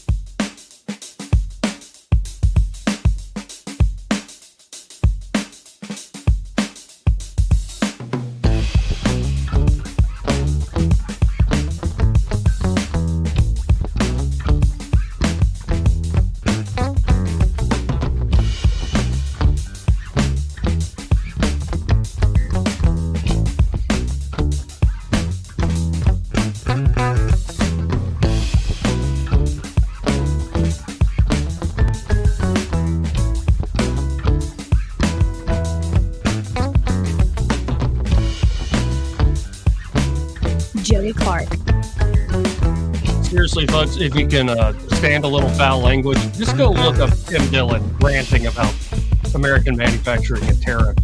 What the analogy? It only gets better. We only got through a little bit off the air. Now, apparently, the White House's top advisor, Stephen Miller. Yeah. You know, and it has been a lesson for me seeing this guy rise. Like, you never know who you're going to meet. It looks like he's been hitting the gym a little bit more. A little bit. And no, but Stephen Miller used to be the guy that would email me, be like, can Senator Sessions come to the show with Greg? Mm-hmm. And he was very nice in the emails. He wasn't just like time of day. He'd often be like, how you doing? Like, and I mean, you're like, that guy's like one of the top political players in the nation now. Good for Stephen. So apparently he just hopped on with Martha McCallum of Fox News. Let's listen in. I think they're talking about U.S. and China locking horns, this sort of tit for tat between the two nations. Let's listen in. Discussion came and went. Will we now see 104% tariff against China? Well, very simply, this is about the President of the United States defending the core national security interests of the United States. China has hollowed out our defense industrial base.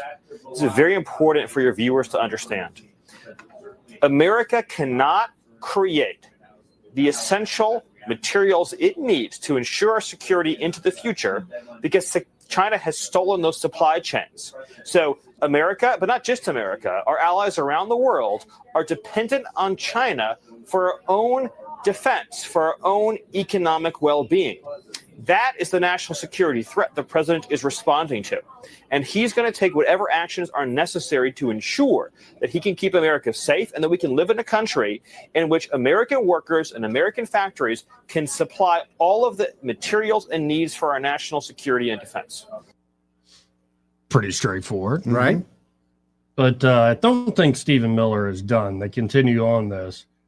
So what's going to happen with all this? Like, what is actually going to happen when we start locking horns here? I believe that China will be forced very soon to come to the table for the simple reason that China's economy is completely dependent on its exports to the United States and to the West. China has built its entire industrial strategy since its entrance into the World Trade Organization on being able to sell highly subsidized, currency manipulated, dumped goods into U.S. markets. It is an industrial strategy from China to product dump strategically to take out American steel, to take out American aluminum, to take out core American defense industries and defense needs so that we're reliant on China. Mm-hmm. And what's happening here is that China is now discovering for the first time that they have met an American president who is not going to be intimidated, who's not going to be bullied, who's not going to be coerced, who's going to stand up for our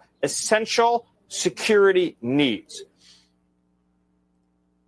You do have to wonder how this all plays out. In particular with the Chinese.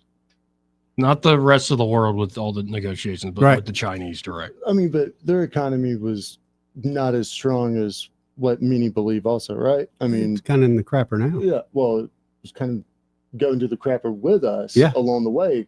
I mean, kind of a mad situation there. One of the big differences I've always seen in China is the cities that are just empty. Well, that's what I'm saying. Yeah, it's just so much of their growth was just made up. just right. I mean, as much as I give us in the United States a hard time about that, we don't have empty cities where we just build and go.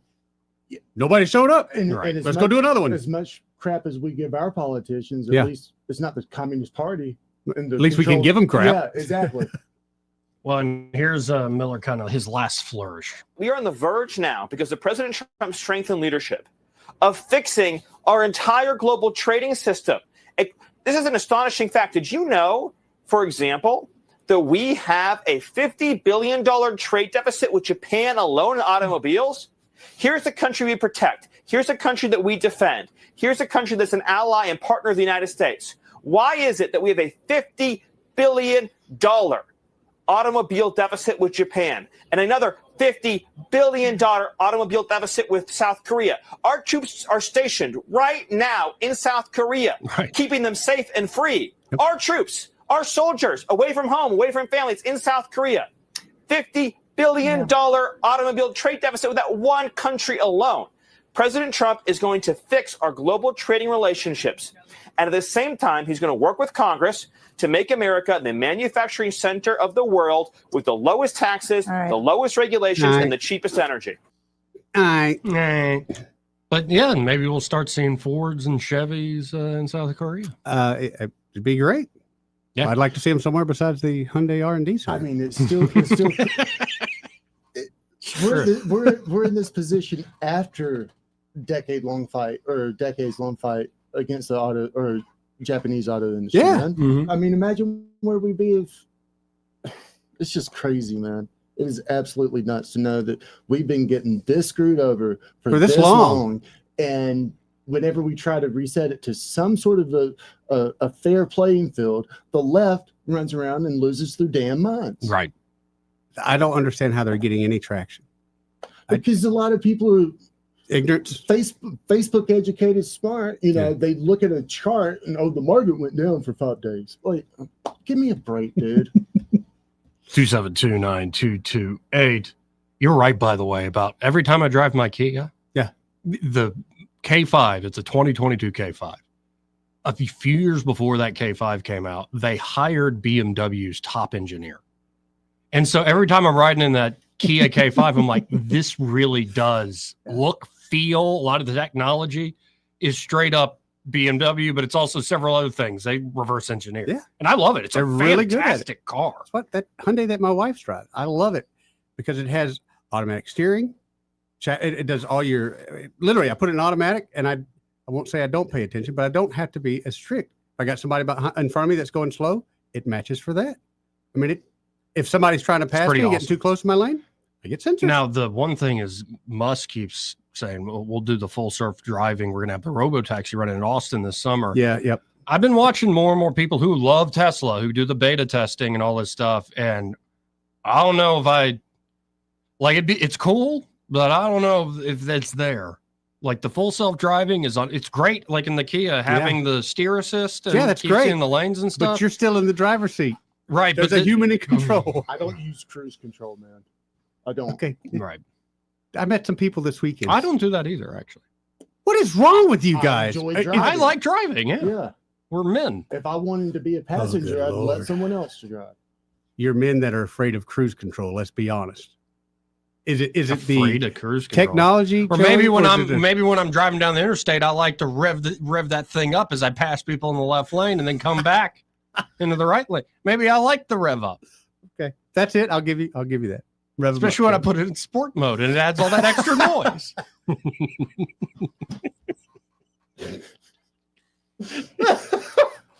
Actually, I prefer sports mode because the steering is tighter.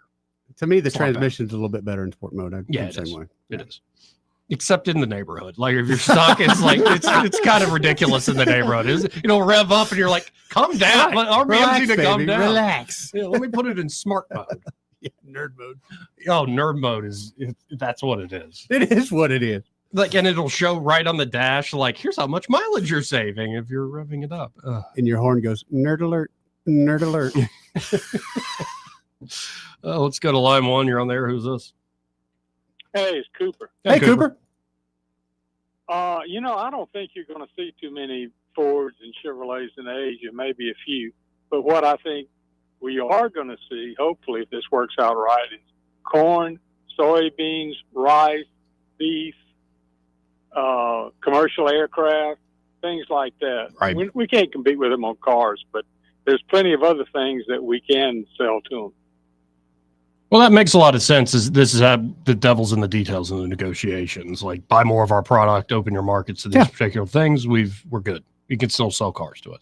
I mean, I hate it this way because we've been sold down the river for about 40 years, but we can't compete with them on a labor cost. Well, and No way. In all these conversations about trade lately, one of the insights I didn't think of, but it made sense reading about Elon Musk, what he did at Tesla, is we thought we could be on the cutting edge, remain on the cutting edge in innovation, even after we send factories overseas. And what a lot of folks are finding, especially in the advanced manufacturing, is no, most of the innovation is at the point of manufacturing. Where you have practical problems you have to solve constantly. Right then. And because we've offshored that, we're falling behind in terms of innovation. Yeah. Well, I remember when I used to be over in that part of the world, I could buy DVDs that had just come out in Hollywood. I could buy them over there for 75 cents. And they were like, $20, $25 here back in the States. Well, when you watch Mission Impossible back on TNT, were you wondering why the camera wasn't so shaky? Seriously, one of them that I bought, actually, I was watching, and all of a sudden the guy's head raised. Somebody gets up and walks in front of you. In front of the camera. It's a real experience. It's like you're in the theater. Hey, enjoying the show, you guys. Thank you, Cooper. Appreciate it, Cooper. Let's go to line 3. You're on there. Who's this? Troy, gentlemen. Hey, Troy. What's going on, fellas? Oh, another day, another dollar. Yeah, I got just got a couple quick takes for you. Number one, there's a nouveau bourgeois class in China. They have houses, they have cars. They are not going back to tenement buildings that were built during the Maoist regime. So when you are a manufacturing nation dependent upon a consumer nation, if you do not come in line with the imbalances, you're going to lose your foothold for this bourgeois group. Number two, it's not just the left that's losing their minds, Byron. It's the globalist Marxist cabal that has sold us a bill of goods that says that it is advantageous for America to conduct free trade at a disadvantage to other countries after the Cold War. It was our way of, let's just say, harboring good faith and good feelings, but it is kind of a heavy cost for us. Yeah. And I'm going to leave it with one other thing. I've got an op-ed coming out, and Joey, I think you've read it already. Number one, if tomorrow the borders were closed, tomorrow, I'm talking total shut-off, coming, going, yeah, we would have a hard time for a minute, but I'm telling you right now, we would overcome, we would adapt. I can't say that for the rest of the world's economies. That's all I really got. So appreciate it. Share that with you. Great call, Troy. See you, Troy. Let's go to line 4. You're on there. Who's this? Charles first. Hey, Charles. Hey, how you guys doing? Pretty good. How you doing, buddy? I'm doing good. I wanted to bring up something. I wanted to bring up the theft of intellectual property, but I want to bring up the lack of DEI influence by China. And what I want to bring this up to about is what happens when a nation gets a working quantum computer, okay? Okay. Okay. Now, I don't know if Trump's administration realizes it or not, okay? But there were DEI-based setbacks toward achieving this in what's called quantum chromodynamics, okay? Okay. Now, let me tell you, first of all, it's really important to know what's going to happen with whoever has a fully working quantum computer. They will be able to get the codes for all nuclear weapons, all grid control, and anything and everything else that you can possibly imagine. And the only thing that they wouldn't be able to break would be another working quantum computer. Have you got me? Mm-hmm. Now, Now, what I'm talking about is they took it offline, but I saved it, so I got it where I can post it. And that's where this team that controls quantum lattice QCD, we'll say, okay? Whether this is done correctly or not, whether this is taken into account properly or not, can set up whether or not a country or a company or anybody can have a working quantum computer. Now, part of this is a whole little team that tells you certain he, she, they must be a part of this, and it actually says, y'all, no white Caucasian men can be a part of making the decisions. Have you got me there? That's interesting. Yeah, and I saved it. I can show it on my Charles I. I can put it up on the first post so you can see it. It's down now. But the importance here is China used all of the other countries' information to do what they're doing about creating a working quantum computer. And they've done it with photons instead of electrons. We have to keep our particles at a sub-zero temperature so that they do not interact with the environment around them. And China's doesn't. Are you following me? Yes, oh yes. Theirs makes no difference. And they've already had entanglement that goes out to satellites in space that stay connected for over 300 miles. Have you got me again, man? So something needs to be done so that the avenue that I'm talking about with the lattice QCD is properly looked at, all the DEI taken away from who makes the decisions, and that we are on an equal playing field, at least with China, because remember what I just said. Your nuclear, your grid, no security is safe, and there's no algorithm that can make it safe. Okay? So I wanted y'all and the listeners to be aware that this is a very big, huge thing that gives an edge to whoever has a working quantum computer. Absolutely. Absolutely. Well, I appreciate it, Charles. Hey, thanks a lot, y'all. Thank you, Charles. 272-9228. This part of the program brought to you by, again, Josh and Leslie Ryder there at Dillon Rings. That's right. And at Dillon Rings, they're ready to help you. You can go to their Facebook page and say you want a custom engagement ring. Okay. Another lovely young couple did just that. Beautiful work.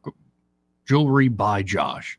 The man is really good at what He's he got does. some skills, Joey. Yeah, it's kind of unreal. And it doesn't have to be like something as important as engagement ring. We keep talking about those funky fresh medallions we want to get. Right. Now, I think we got to come up with a design. Maybe we go consult with Josh. That's probably a good idea, because I got some crazy stuff, and he could probably talk me off the ledge a little bit. Yeah. But then, of course, if you're looking for stuff they have in stock, Leslie's put together a fantastic inventory from high-end pieces to everyday jewelry that's not going to break the bank but still looks fabulous. And they can also do things like spa treatments. Say you want to clean up a piece of jewelry you wear all the time, make it shine and shimmer like it's brand new again. They can do that. They can do basic repair work, including watch repairs, appraisals. The point is they do it all. Right. They're a full-service jewelry shop.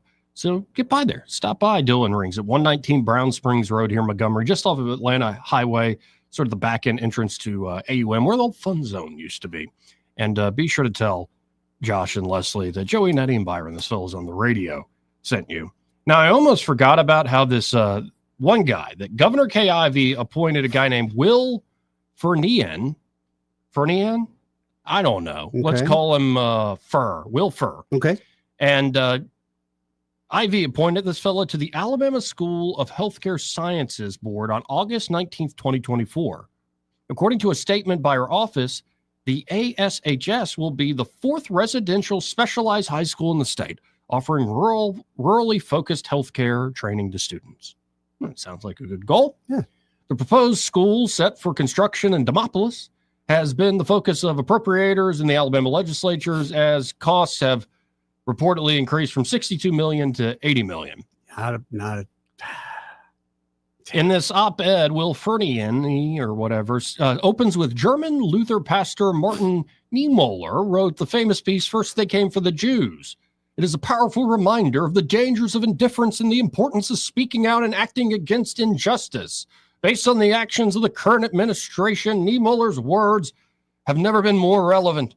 I have updated his words for our times to remind us that being involved in speaking out is as important now as it was in the early days of Nazi Germany.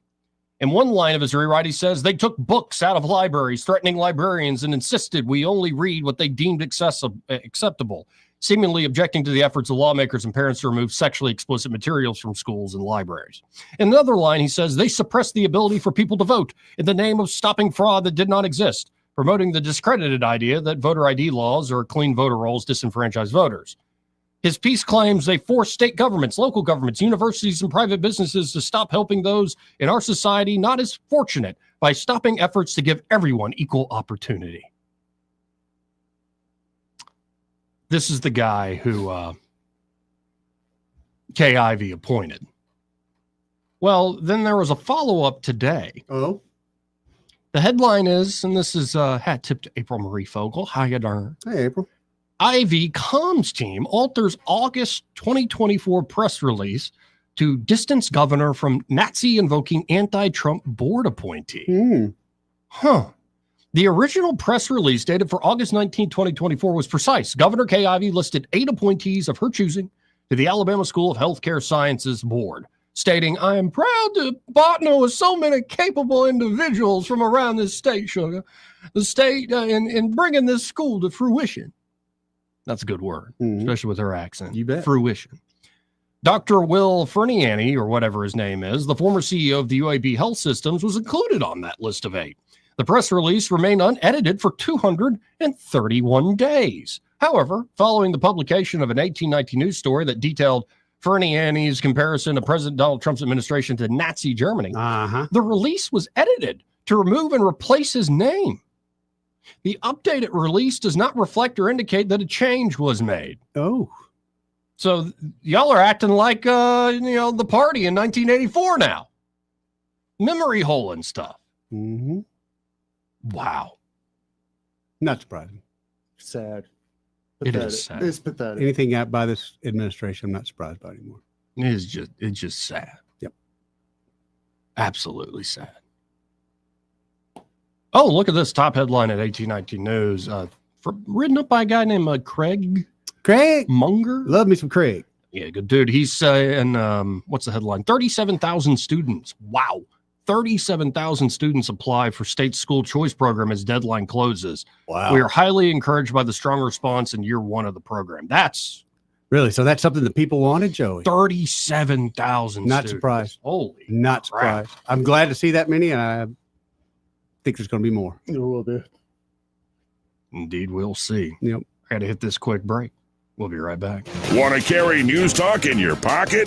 Download the News Talk 93.1 app from the App Store. Available on iPhone and Android. Never miss a moment. Download now.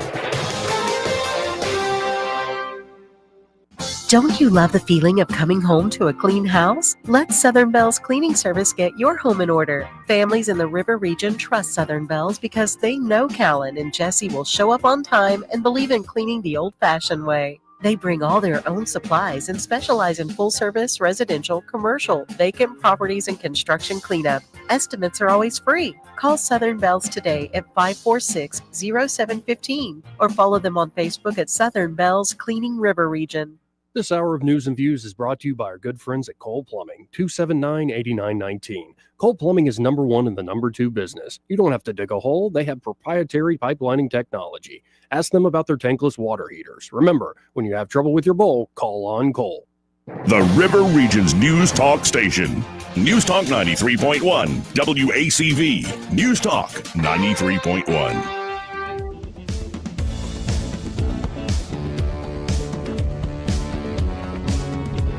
Joey Clark. Welcome back. Let's go to the phones and talk to Ray Bowles from Prattville Carpet. Hey, Ray, how you doing? Good. How about you guys? Oh, we're all right.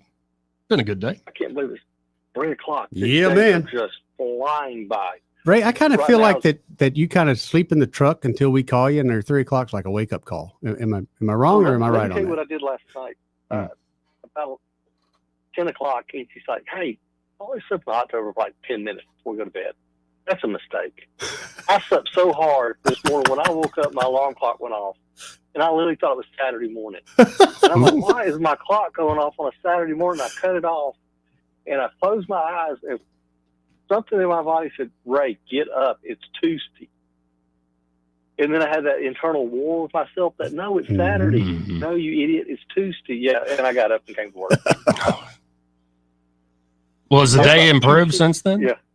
Oh, it's been great. Yeah, I haven't stopped. Oh, good deal. We have run 100 miles an hour today. It's been a really, really good day. There's a reason we're running like we are. It's because we give you the best pricing, the best service right up front. We're going to come out, give you that free measurement.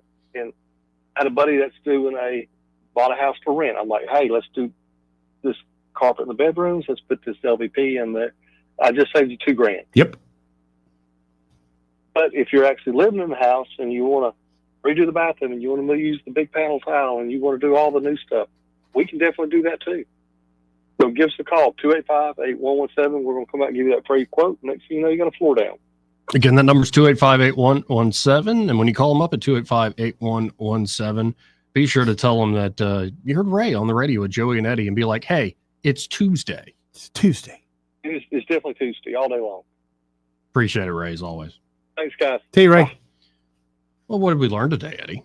Byron had to scoot. Yeah. It was great talking to the judge. Yeah? Yeah. I don't always agree with him. And he gets my blood going sometimes. But Yeah, I enjoy sure. the fact that he comes on here. Well, Judge I is really great. do. And we learned that you're more interested in a robot you can ride than Heck yeah, man. bringing the dire wolves back from 10,000 years ago. There's a reason that nature took him out. What is the reason? I don't know. I wasn't here, Joey, but I don't think it's time to bring it back. It was reminding me of Jurassic Park. Gremlins, Joey. Gremlins? Gremlins. I know it's been a while. Maybe you hadn't seen the Gremlins, but the guy brought his son home a little cute little thing and said, hey, you just can't feed him past midnight and don't get no water. I'll tell you what, though. Nature does play that trick, though, of like the early videos, the two, Romulus and Remus, the two dire wolves, they're now 5-6 months old. They're already 80 pounds and they're big old things. They're thick. They're not as Hope they don't svelte as crave the normal taste of human flesh. Right. Let's hope not. It's like, There's a reason, Joey. You There brought is us a back. reason. But they have documented since they were born. Yeah. Well, since they were embryos, they've documented everything. And those, when they're pups and they're going, and you're like, the trick of nature, it's like that is going to grow up to be a just cold-blooded killer. And that puppy is so cute. So cute. That dire wolf pup is so adorable. And they took a photo of him.